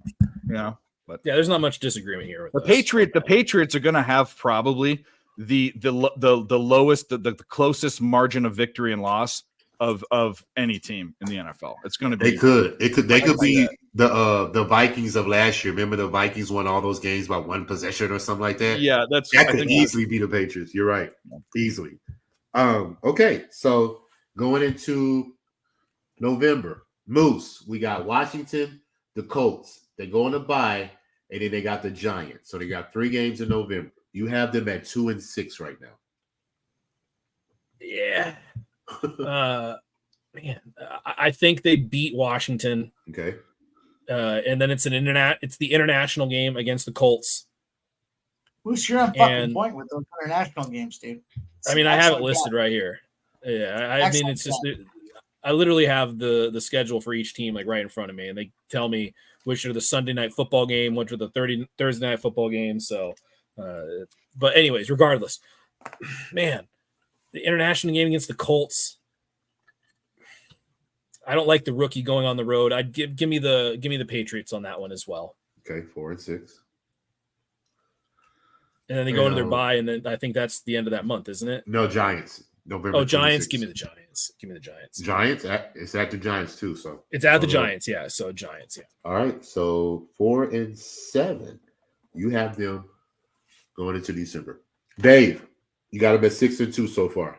3 games: Washington, Shit. Colts, and Giants. Yeah, I'm surprised too. But I think there's some losses here. They beat the Commanders and they 7-2. beat the Colts, 8-2. but the Giants win 8-3. at home. I think the Giants. I can't remember. The Giants are going to do. I think the Giants are going to do good out of conference or out of division. Out of division, period. Conference or division. Yeah. And they're going to struggle in the division. Okay. Mike, what do you got next? 3 games? 1, 2, 3. Yeah, you got them at 1-7 so far.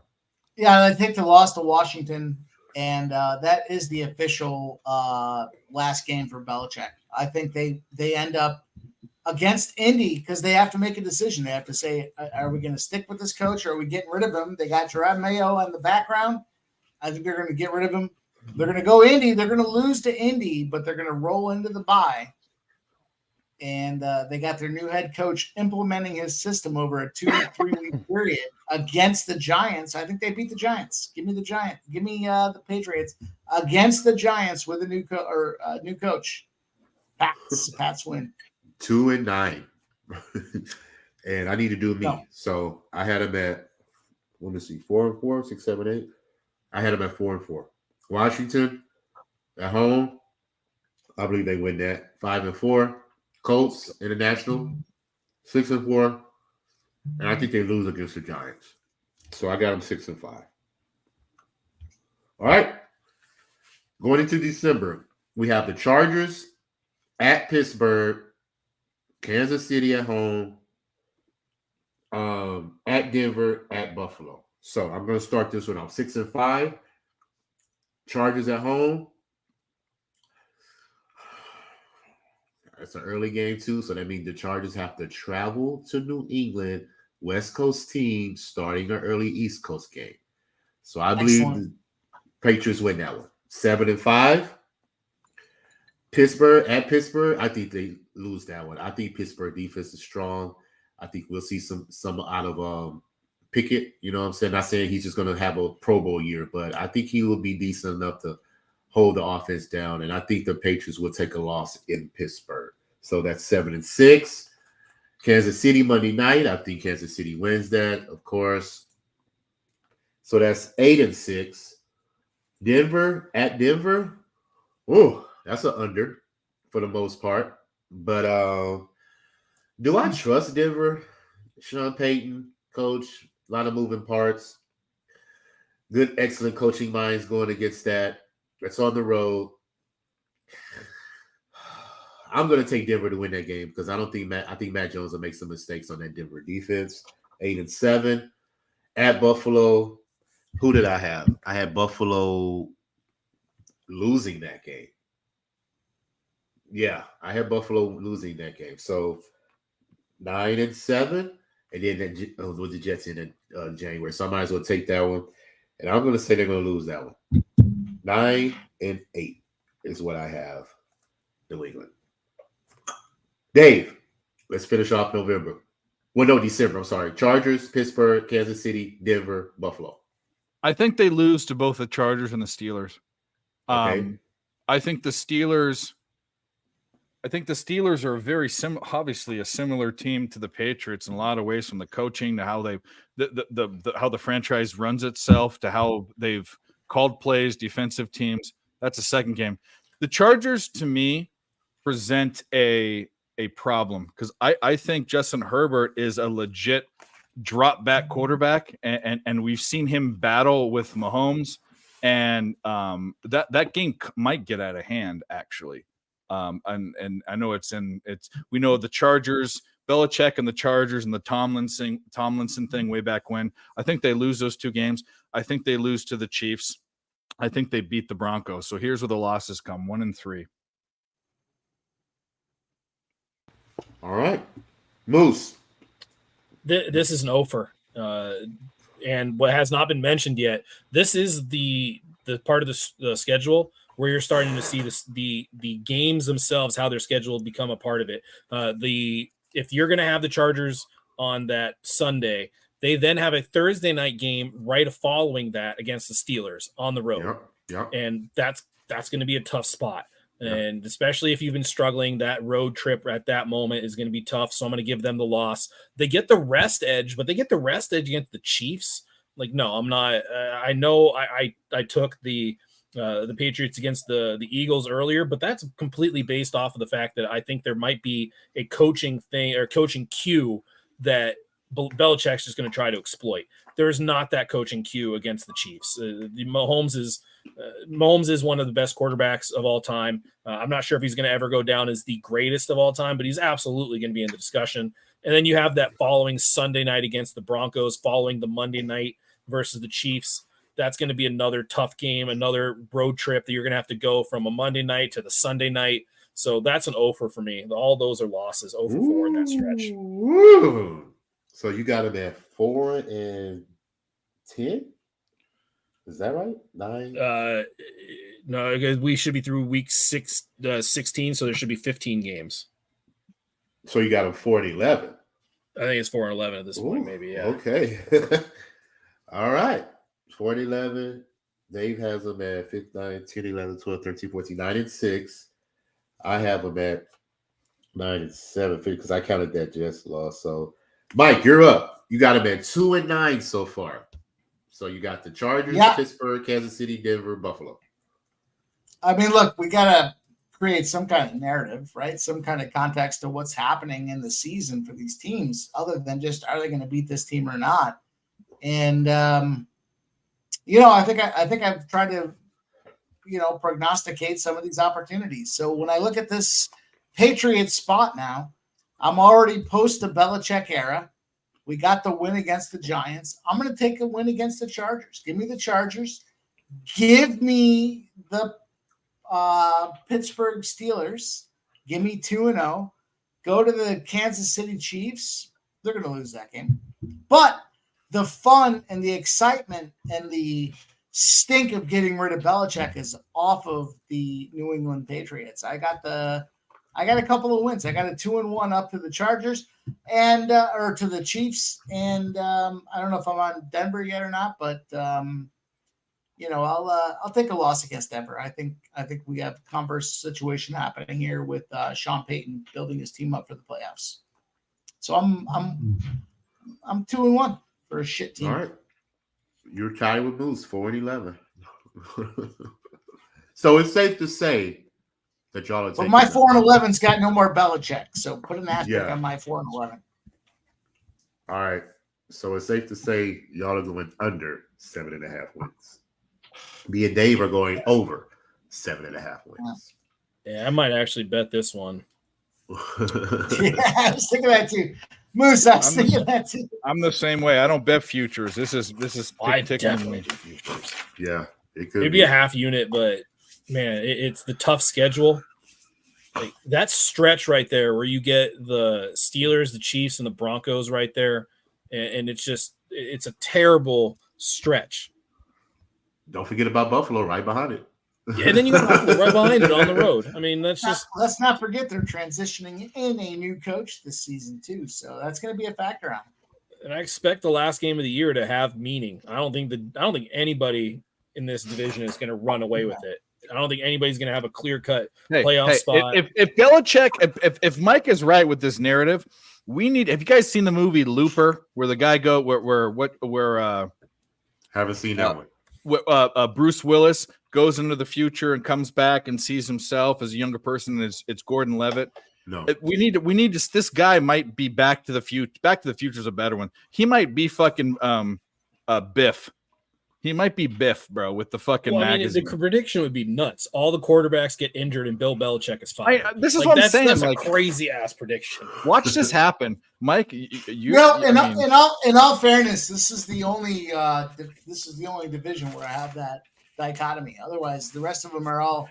This is the most interesting division to me in all of football. Yeah, I totally agree, and I think there's a lot of these peripheral factors that can impact what's going to happen for the game. What other division has 3 or 4 teams really truly in the mix? Not 3 many. teams, the AFC West.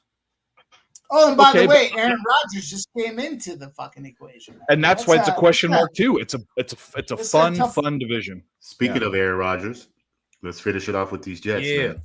2 years. Robert We didn't Saleh. finish up December yet. We did. I thought Buffalo was the last one. Oh, The Jets. Jets. The Jets, the last one.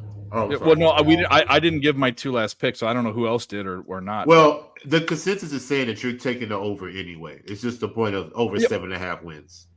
Is Yeah, what- I wanted to talk out the Jets game, but I think they Well, see obviously my lose to the picks. Bills, but Okay. the Jets, this is going to be my defense is better than your defense, and oh by the way, young buck, this is the new defensive coach versus the old Young defensive blood. coach. So I don't know. I'm going to say question mark for the last guy. It's 9 or 10 wins for me. Yeah. I think the Jets can sweep, can get both these games. I don't know. So it's 9 or 10 wins. I guess I'll end on that for me. Okay, I got you. We good. Probably 9 wins, obviously. Take the under. But All right, Jets, man. Let's finish it off. Robert Saleh has been there 2 years. Well, this is his second year. I'm sorry. Or is it 2 years? One of them. Aaron Rodgers' first year. I know that for sure. They have them at over under 9.5 wins, plus 255 to win the division. Mind you, plus 1,600 to win the Super Bowl. Now, last 4 years, man, the Jets have been horrible, to say the least. Bottom 10 in offense, bottom 10 in rushing, bottom 10 in points scored, bottom 10 in defensive yards, bottom 10 in points allowed. But last year, they stormed up to top 5 yards allowed, passing yards allowed, and points allowed. So they went from bottom 5 in defense to a top 5 defense in 1 year. Very, very, very astonishing to me, man. They have added Aaron Rodgers, like I just mentioned, which I believe is still a top 5 quarterback in the league. That may be arguable, but I believe that he's still a top 5 quarterback in the league. And we do know that the blueprint is saying, for the most part, if you stack your defense, go get you a quarterback, and you will be a Super Bowl contender. And I believe that the Jets are following the blueprint. I believe that Aaron Rodgers will throw for 4,000 yards because they haven't had a 4,000-yard passer since Joe Namath. And I believe that he would be right on the cusp to throw maybe 25 to 30 touchdowns. And the only person that done that in the history of the Jets was Ryan Fitzpatrick, who had 30 touchdowns. So I think Rodgers is a very good chance to beat these records. This team has they have a few holes they still need to fill, in my opinion, but Brees Hall, if he can come off that injury and be 1,000-yard back, they have Gary Wilson, who was a 1,000-yard receiver last year as a rookie. So I believe the Jets have all the weapons, man. They can add some pieces here and there, but I think the main piece what they needed was a quarterback, because they have a defense that's only giving up maybe 15, 17 points a game. I believe Aaron Rodgers can get you 17 to 20 points a game. And I believe that that's going to catapult the Jets to get into the playoffs and take Miami's spot. Now, I went through the Jets versus the division, and it's been horrible, to say the least. 3-12 at home versus the division in the last 5 years. 2-13 on the road versus the division in the last 5 years. Now, we're going to start off with Dave. Jets, what are your thoughts going into the season? love the coach, love the defense. If they get their running back, that's great too. It really all comes down to Aaron Rodgers, but not so much. It comes down to his psyche, like what's going on.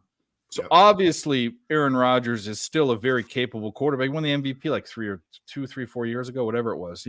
And I don't think he's regressed horribly with age. Like he's still a very capable quarterback. You get older, everything hurts every day after day, but I still think he's capable. I think not he won even the capable, MVP. he's still one of the best. I'm sorry, I didn't mean to cut you off, but did he win the MVP the year Brady won the Super Bowl with the Bucs? 2018, 2019, something like that. Okay. So maybe 4 years ago, but either way. The point being is that he obviously didn't want to beat. I mean, he's not a good leader. We know that. You don't yell at a rookie receiver for dropping a ball the first game of the season. Like, what was that guy? What was that guy's name? It doesn't matter. It happened last season. And I yelled at him, but rolled his eyes. What your name is. rolled his eyes. You know what I'm talking. You know exactly what I'm talking about. But Alan Lazard. No, it wasn't Lazard. Wasn't Alan Lazard? No, it wasn't Lazard. It was the other rookie. Lazard came with him. Isn't Lazard? Dobbs? Lazard came. No, it was a rookie. Anyway, I think he wanted to leave. He's a guy that's spiteful. He wants to say, look at me now. Look how great I am when I'm here. You couldn't have this. He's that chick that goes with the other guy and brags about how her new boyfriend has more money and is rich or whatever. He's going to put on a show, and I think, or try to at least. And I think that's dangerous. And I'm with you. I'm super high on the Jets. The problem is all of these 4 teams are ranking the bottom like 7 or 8 in schedule. They have the hardest schedules. But I think with that defense and with Rodgers, if you think of a guy that's a head case and he can be such a pessimistic head case, don't you think he has a power to have the optimistic side be like, I'm going to fuck you? I think Rodgers has been a head case since he got drafted. He hated how low he got drafted. He hated that when he was in high school, he hated how no one looked at him. He went to a community college. I mean, he's lived a life where there's people that truly have chips on their shoulders, and there's people that pretend they have chips on their shoulders. And that's even worse. He's pretended that he's had a chip on his shoulder. He's a mind guy. I think he tries to go off.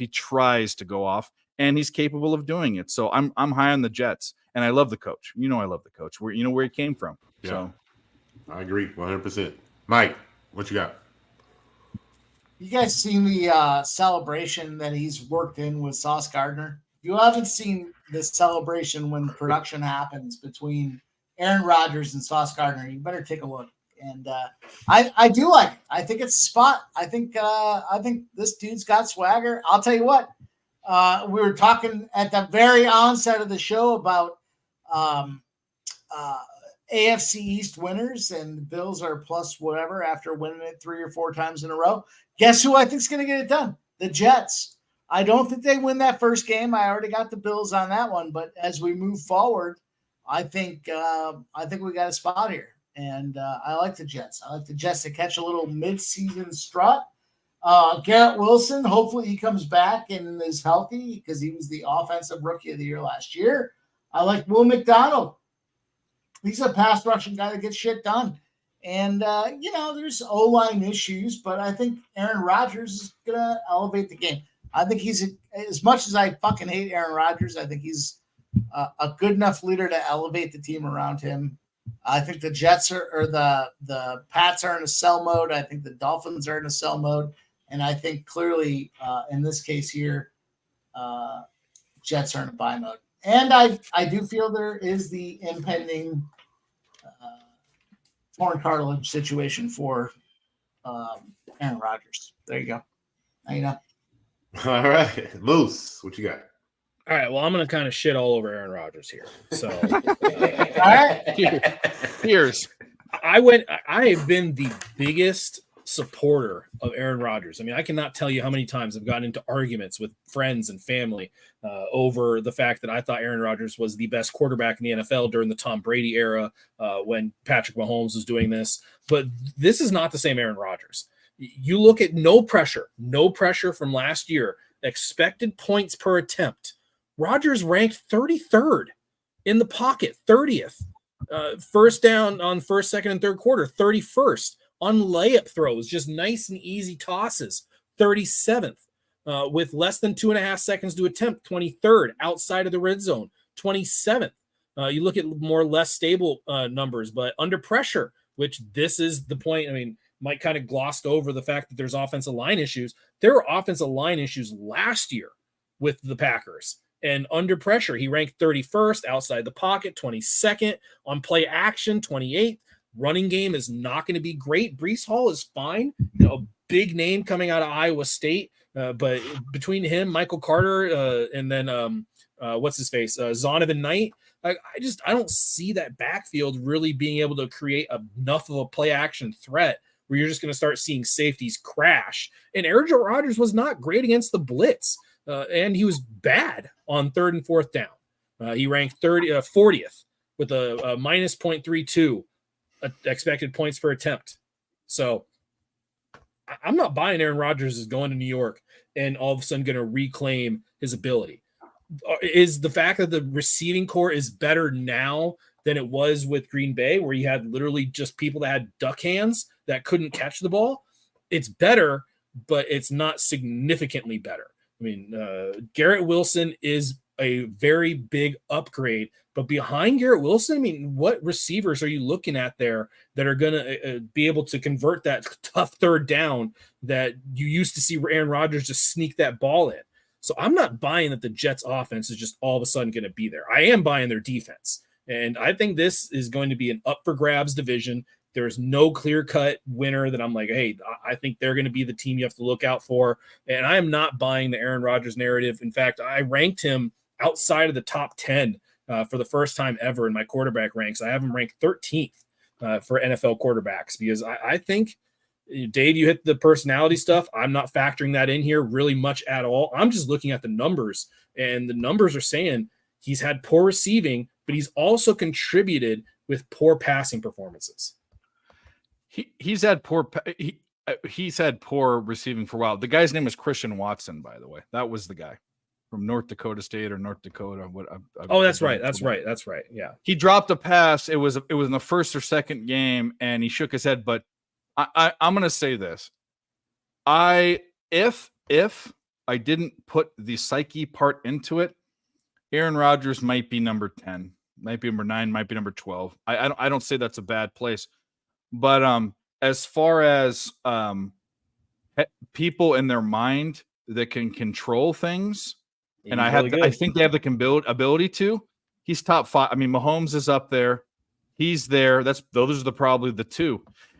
We've seen this guy. This guy had a chip on his shoulder, and he came in after Brett Favre and did this. That didn't go away. Now his physical ability might have gone away, so I might agree with that.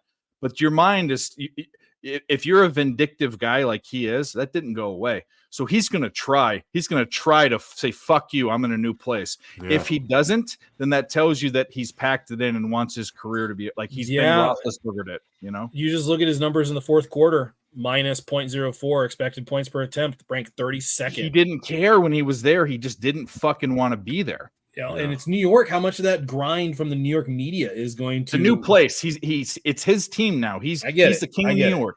You know what I mean? I get it. I think that if it's they're down by 3 and it's the beginning of the fourth quarter and the other team has the ball, might be a good time to live. We'll see if he can do it. If he can do it, he can do it. We'll see. Yeah. You know, I don't know. Yeah, I agree. But let's shoot through the schedule right quick. Let's see if we can come up with over 9.5 wins for the Jets. So I'm gonna shoot it off all the way to the bye because they got 6 straight games and they go into their bye week 7. So they got Buffalo at home. I already counted that was a win for the Jets. I got 2-0 because I got them beating Dallas because Aaron Rodgers owns Texas Stadium. He goes in there and just embarrasses them there. And now he got a better defense. So I believe that they will beat Dallas in Dallas. I have them 3-0, beating New England at home. I have them 3-1, losing to Kansas City in October. Then they got to go to Denver. I believe they can take that game. You see what I'm saying? I don't believe in a quarterback play for Denver. And like I said, it's a lot of moving parts with Peyton getting there. I just think that they're going to have time to have time to get it together. Not to say the Jets don't, but I just think that it's a lot of more pieces in place for the Jets that's already there, that's familiar, than what Denver is. So I believe that the Jets could go on the road and beat Denver. So I got them at 4-1. And then the last one, they're back home at Philadelphia. And I believe Philadelphia will get them because they're coming home back from Denver. So I believe Philadelphia would take that at New York against the Jets. So I got them at 4-2 going into their bye. Moose, what you got? I think it's the same. It's win against Buffalo, win against Dallas, win against New England, loss against Kansas City, win against Denver, and then win against Philadelphia. Their Sunday night football game is against the Chiefs, and then they come back against the Broncos on the road. So it's not overly concerning. It's just you never really like to go from the prime time and then travel out to Denver, just the elevation, because it's the only stadium that has that elevation element. So when you go prime time to elevation, it can mess with teams. We saw the 49ers really struggle with that last year early on in the schedule. But I think that I'm with you, LJ. I think we have the exact same schedule or the exact same win total on their schedule there. Okay. Mike, what you got? Yeah, I can't argue with you guys. I think that's a good run. I'm going to repeat the same record. 4-2, and mind you, I believe this is the toughest part of their schedule. You know, if they could somehow come out of this with a winning record, they could have a nice little back end schedule to relax. You know, not put a lot of. I think the McCarthy Rodgers thing. I mean, yeah, man, if they have a lead and it's like a 10-point lead and it's fourth quarter, 3 minutes left, would any of you guys be shocked if Rodgers was still passing the ball trying to get? Of course not. No. Of course and then not. you see Rodgers at the end of the game give the game ball to McCarthy. Like, Dave, what you got? First 7 games. Well, 6, 4, 5, 6. First 6. Well, I'm struggling with one game, but yeah, they I haven't beaten the Bills. I haven't beaten the Cowboys. I haven't beaten the Patriots. I'm losing to the Chiefs. I haven't beaten the Broncos. And the Eagles have to lose some games. And if you're talking about a team that has a shot to defensively shut them down at home, slight edge to the Jets. I'll take the Jets at home. 5-1. Started off. All right. All right. That's gonna be a volatile game too. Especially the the Jets crazy are good. game. Yeah. Like for real, because the first was that Philly, Denver, New England, Dallas, and Buffalo. Those 4 or 5 teams are pretty much top 10 in defense for the most part. You know, so that's a tough schedule to start on. But like I said, I just believe the Jets were missing a quarterback to move the ball. The defense is solid, so I believe they could come out with a pretty substantial record going into their bye. Now, coming out of the bye, next 5 we have New York, the Giants. They're at New York Giants. They're at home versus the Chargers, at the Raiders, at Buffalo, back home in Miami. I got them at 4-2 so far. At the Giants, I believe they could beat the Giants, bro. So I'm going to say 5-2. Chargers back at home. I'm going to say they can beat that game. I say they're going to win that, man. 6-2. At the Raiders, 7-2. At Buffalo is where they're going to lose. 7-3. At home versus Miami. I had them winning that one, right? Because I got them split. So I got them 8-3, bro. So far going into December. Dave, what do you got? You got them at 5-1 so far, coming out the bye. I think they lose one of the games to the Giants and the Chargers. I think it might be the Giants. Okay. I think there might be a King of New York type of deal going on there, but I could go back and forth. So let's just say 1-1. Okay. I think they beat the Raiders and the Bills beat them. So 2-2 there. What about Miami? Because that's the end of November. Oh, Miami, they beat them at home. So 7-2, 7-3, then 8-3. Is that what you got? That's just like me. Works out. All right, yeah. Mike, what we got? Yeah, man. We start with a Giants game. Yeah, coming out the bye. Next 5. Yeah, coming off the bye, I think they get that done. They get that win. Okay. I think they win at home against the Chargers. I mean, that's technically, although it says it's a road game previously, they're still at home. So they're coming off the bye. They had a game going into the bye at home. They got 2 more going at home. I like the Chargers as well. Give me the Chargers win too. Okay. Now we go to the Raiders. I'm going to take the Raiders win as well. That's 3. This is the game in Buffalo where I think Aaron Rodgers takes the old injury. And I think they win this game. I think they go 4-0 out of the All-Star or the bye week. But I think this is an Aaron Rodgers injury week. So put an asterisk on this one for me too. At Buffalo. All right. And then Miami, November 24th. At home. First game without Aaron Rodgers. Give him a loss. 7-4. All right, Moose. What you got? 4-2 going in after the bye. It's win because like Mike said, it's going to basically be a de facto home game, and New York is coming off of playing the previous week, so the Jets will have the significant rest advantage. So they'll win that one. The Chargers are going to be a really big problem for the Jets. I think that's going to be a kind of a sneaky Chargers game there that they're going to cover whatever spread that they give, or if they're not even a money line dog. Then they'll beat the Raiders. They'll lose to the Buffalo Bills, and then they will beat the Miami Dolphins because, like I said before, I think those games are just getting split. All right. Looks like you got them at 7-4 as well. Am I right? 7-4? You said I think so, yeah. Yeah, 7-4. All right. So me and Dave have them at 8-3. You and Mike got them at 7-4. Going into December, we have Atlanta, Houston, at Miami, Washington, at Cleveland.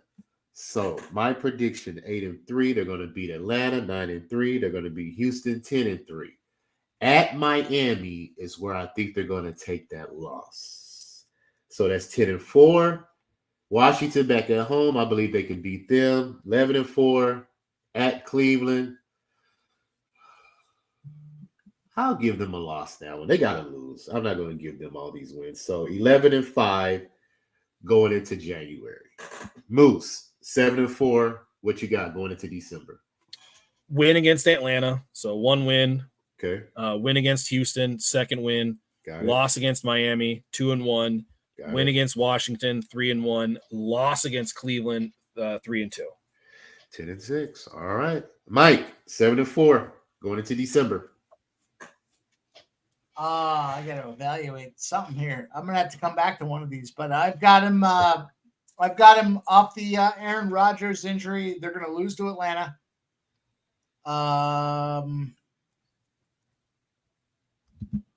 They're gonna lose to Houston. Okay. I'm just trying At to think home, about too. They're going to lose to Houston at home.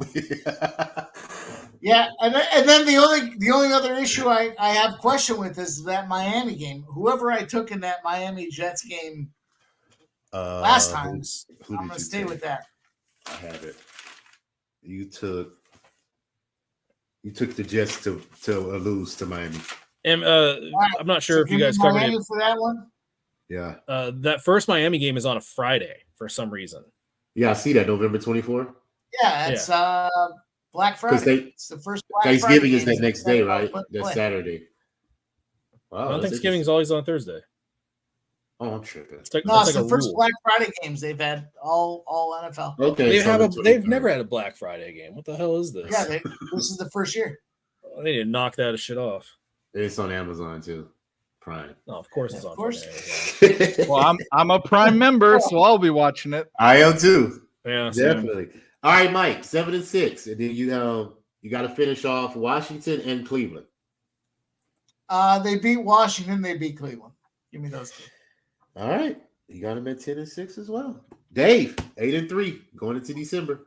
They beat the Falcons. They beat the Texans. They lose to the Dolphins. They beat the Commanders.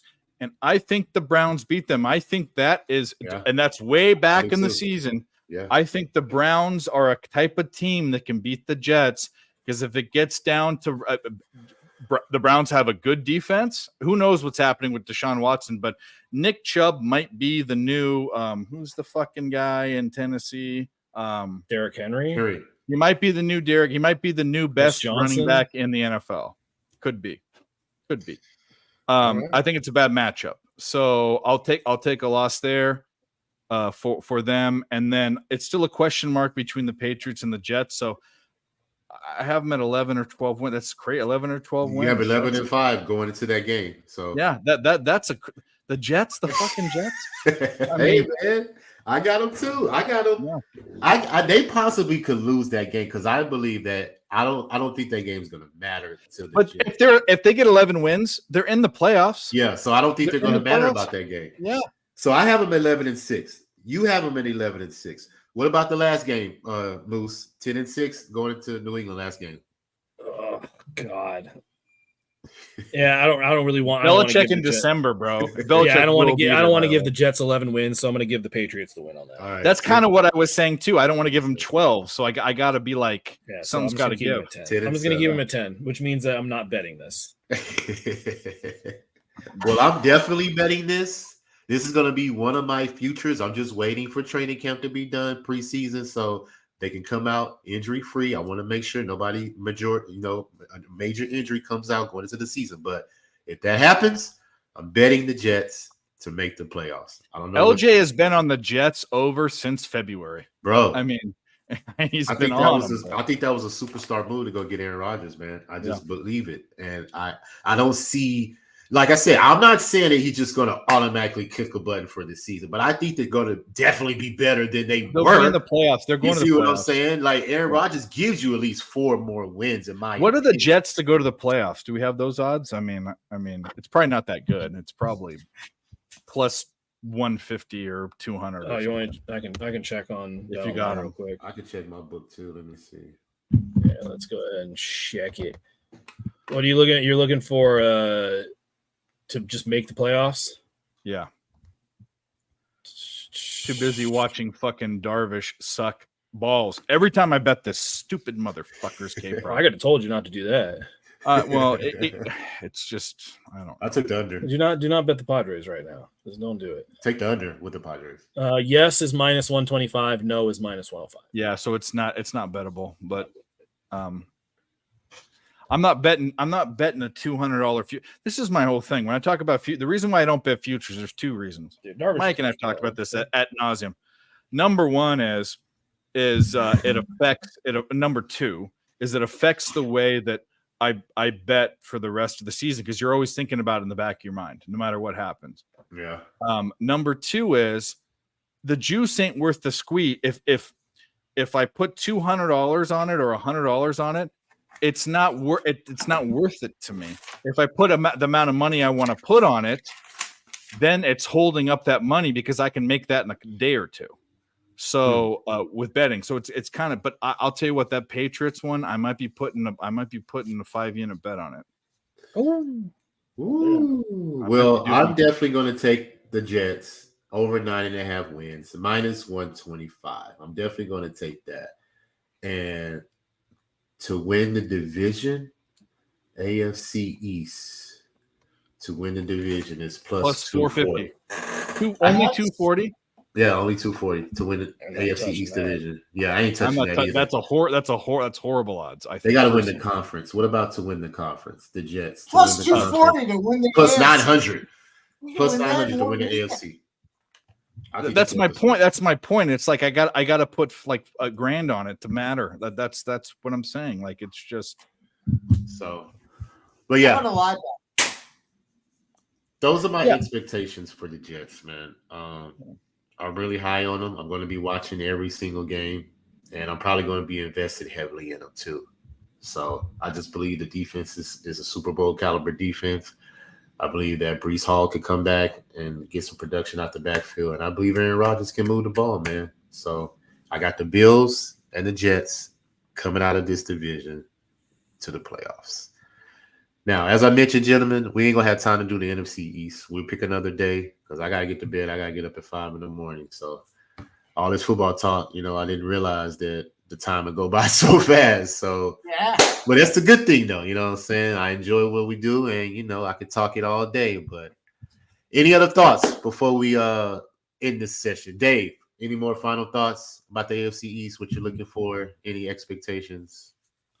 No, nothing. I'm going to now with the Giants down 4-1. I'm going to sprinkle the Giants plus 650.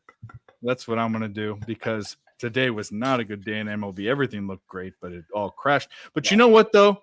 Football, and we'll say this about football, and then I'm done. I love NFL. Was the first sport that I bet when I was the degenerate. I'm still degenerate, but when I wasn't a capper. It was the first sport I put together a system for. First sport I started indexing. It is the least profitable sport as far as numbers go, but it is my favorite sport to cap and watch and all of that. So I am stoked, and that's it. Moose, do you have any final thoughts? No, not really. Not really. I mean, if there was something that would jump out at me, it's very difficult to predict what kind of Aaron Rodgers is showing up. I know that's what is he on? Is it a Hard Knocks right now? The Jets. Yeah. Yeah, I think that's why you're seeing all those make the playoff things. Is apparently like people are just jumping on the Rodgers hype train, and when I did my initial ranks on Rodgers, I think I had him ranked like 6th or 7th. But then when I started looking at all these analytics and kind of comparing the two teams, I do like Breece Hall, but I don't think he's a significant enough running back. If Dalvin Cook ends up on one of these teams between the Dolphins, the Bills, or the Jets, that would be enough to probably push me, because I think that would be enough of a factor. So Not going to the Bills. His brother's there. I mean, would that not be a better reason for him to go? I don't know. I don't think he'd want to go to the Bills. If your brother's going to be the starter and then you come in, I mean, I don't think. Yeah, it's taking carries away. But James Cook is too small to be a big. I think his agent would fight against it, is what I'm saying. But anyways, I think there's too many. There's too many smaller backs that seem to be just inheriting a full workload, and small bodies do not work in 3-down roles. If you had Dalvin Cook for the first, as your early down back, and then you had James Cook come in as your 3rd down back, that'd be a great system. And I would absolutely add probably another 1-2 wins to the Bills total. So where Dalvin Cook ends up, if he ends up in the East, would be a significant factor to me. Hey, I agree. He could swing the pendulum very much so. Yeah. Like you say, any of those teams, because they all need a running Yep. aspect to their game. So yeah, Breece Hall, not as much, but he was so hyped coming out of Iowa State. I mean, it was just like, it was ridiculous. It was comparisons to Ray Rice. It was comparisons to Rashawn Mendenhall. Just like, dude, he's fine. I was cashing on him before he got hurt. Yeah, he's fine. They had him like at 50 yards a game. Like, he was killing that. He was getting like 60, 70 yards a game. So, but if you had like a 3rd and 2 against the league's best rush defense, I'd much rather have Dalvin Cook back there. Yeah, I agree with that too. I agree with that. All right, Mike, where'd he go? Mike say I'm out. It's all good though. Mike's the man, But I appreciate y'all, man, coming on. Like I said, giving me your time, talk football, and I'm just so excited, man. I'm going to be at the casino often this year, putting in bets at the sports book, because that's the only access I have since I'm in a non-legal state. But we'll talk about that later. So, yeah, I'm excited. Mike, what's your final thoughts, man? Dude, I'm excited. It gets me fired up to talk about NFL with you guys. We're sitting here, we're looking at spots, and interesting to see how some of my thoughts correlate to game spots. So, man, always enjoy it, dude. Always love hanging out with you guys. And here we go. NFL's around the corner. Bro. We're having fun. Before we get out of here, man, let everybody know where they can find y'all, what you got going for the rest of the week. We're gonna start off with Moose Money Bets. What you got going on, man? Hey, if you can want some MLB action, I've been on it. Went 2-0 today. Got my Reds first 5 money line, run line. Got that and cashed right the fuck out. So that was nice. So whether you're making money, or I'm sorry, whether you're cashing some money, making some honey, you got Moose. Did he freeze? Money bets. We got you though, Moose. You kind of froze up a little bit on that. Let me do it one more time. Whether you're making money, cashing honey, you got Moose Money Bets. I just started. There you go. That's my new thing. Pimp Slap Player Today. Where can they find you, my guy? Get all those winning bets that you be putting up, man. You guys see it there. I'm all over Twitter, right? We get out there, we throw our plays up. I'm all about you guys tonight. LJ, man, thanks for the invite. I enjoyed being out here talking NFL, AFC East. We still got a whole many more to go. But, yeah, we do, man.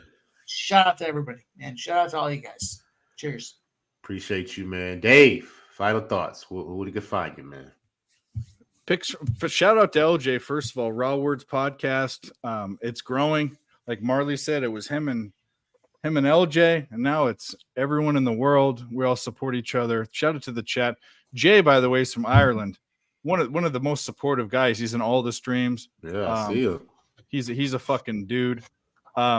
He calls me by my Gaelic name, which is or Celtic, which is the language of Ireland, which is kind of cool. So I have an affinity towards Jay. But either way, picks from Dave, YouTube, Twitter, Instagram. Show tomorrow, unmuted mic. We're gonna have, Angel Pie 69 on. Okay. If she doesn't cancel like 5 other fucking whats have done. But these girls are finicky. We're trying to do something different there, non-sports related, just to have fun. But the most important thing is making money, and there's no better group of guys to make money with than these guys. So Agree 100%, man. Like, I appreciate you for coming on, and I will be tuning in tomorrow, unmuted as well. And I will be in San Antonio this weekend with Big They're doing Show. the card show, huh? Cab, yeah, they're doing the card show down there. So Yeah. I'm only 2 hours away. Might as well join the festivities with my betting guys. You know what I'm saying? Go down there and make some money, have a good time, and just wild out, enjoy. You know, we do some shows in the studio as well. So Eat some grilled cheese and wings and all yeah, that fucking shit. all that, man. Have a good time with the Don down there, Jeff Slaughter, showing love to PSR. I'm sorry, PSR, Pub Sports Radio. And that's where you can find me, of course, on shows like Jimmy. You know, football's coming up, so we will be doing the shows on Sundays. I'm pretty sure we will be doing live streams on Thursdays for the Thursday night game.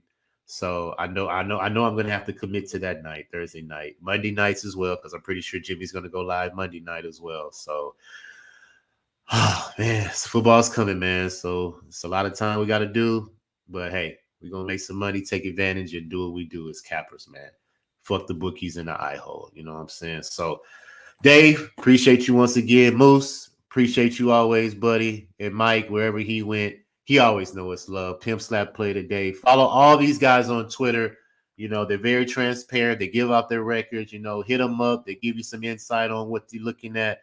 You know, just we're all engaging with each other, man, because we don't want to keep no money for ourselves. We want everybody to win. And that's why we get on here, make our money, and have a good time, man. So till then, appreciate everybody for tuning in to RaWordz Podcast Season 4, Episode 1, AFC East Division. We will get to the NFC East later, but I'll touch bases with my guys that I don't know when we're going to do that show as well. So until then, once again, appreciate y'all, man. Moose, Dave, Mike, RaWordz Podcast, LJ from H-Town, and we are out.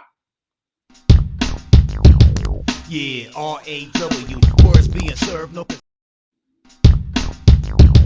Yeah, R.A. all the time, we be pubbing on the grind. If it's LJ from Houston, pulling up stats, you be pulling in stacks, hitting bookies from the back with no Vaseline. I need green and up see quantities for a fiend, save the dreams for a king. This is H-Town, home of the lean. Astros is the team, and we rock it. We rock Texans for life, you can't stop it. Together like brothers and bets and jets. I guess the show won't end. I'm hitting in and it won't end. That's crazy. We're still here. Wow. Hey, I guess they don't want us to end. Good thing I didn't take my shirt off. This is funny, man. It's saying check my internet. My internet's fine. It won't end the broadcast. What is going on with my StreamYard right now? Hey, well, look. Hey, I'm trying to end the show. It won't let me end the show. But I guess we're just gonna have to get out of the stream. So I guess I'm just gonna have to do it that way, man. But It'll if you don't get out, it'll keep streaming forever. So it'll eat your hours up. It's happened to other people before. So for real, we should probably try to. You know what you might try to do, and Moose and I'll stay on if Moose doesn't want to. But you might want to close everything down and try to come back in and end it. Wow, bro, this is crazy. Yeah, it sucks. It will. There was one stream I heard of a guy that it went for 12 hours. He woke up the next day and it was still streaming. Yeah.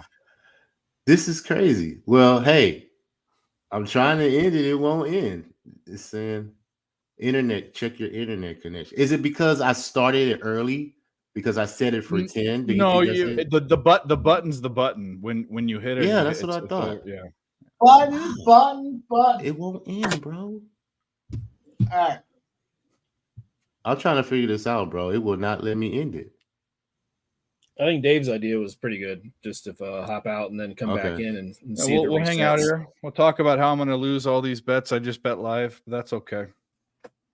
Hey, you got a chance right here. You got Lamont Wade.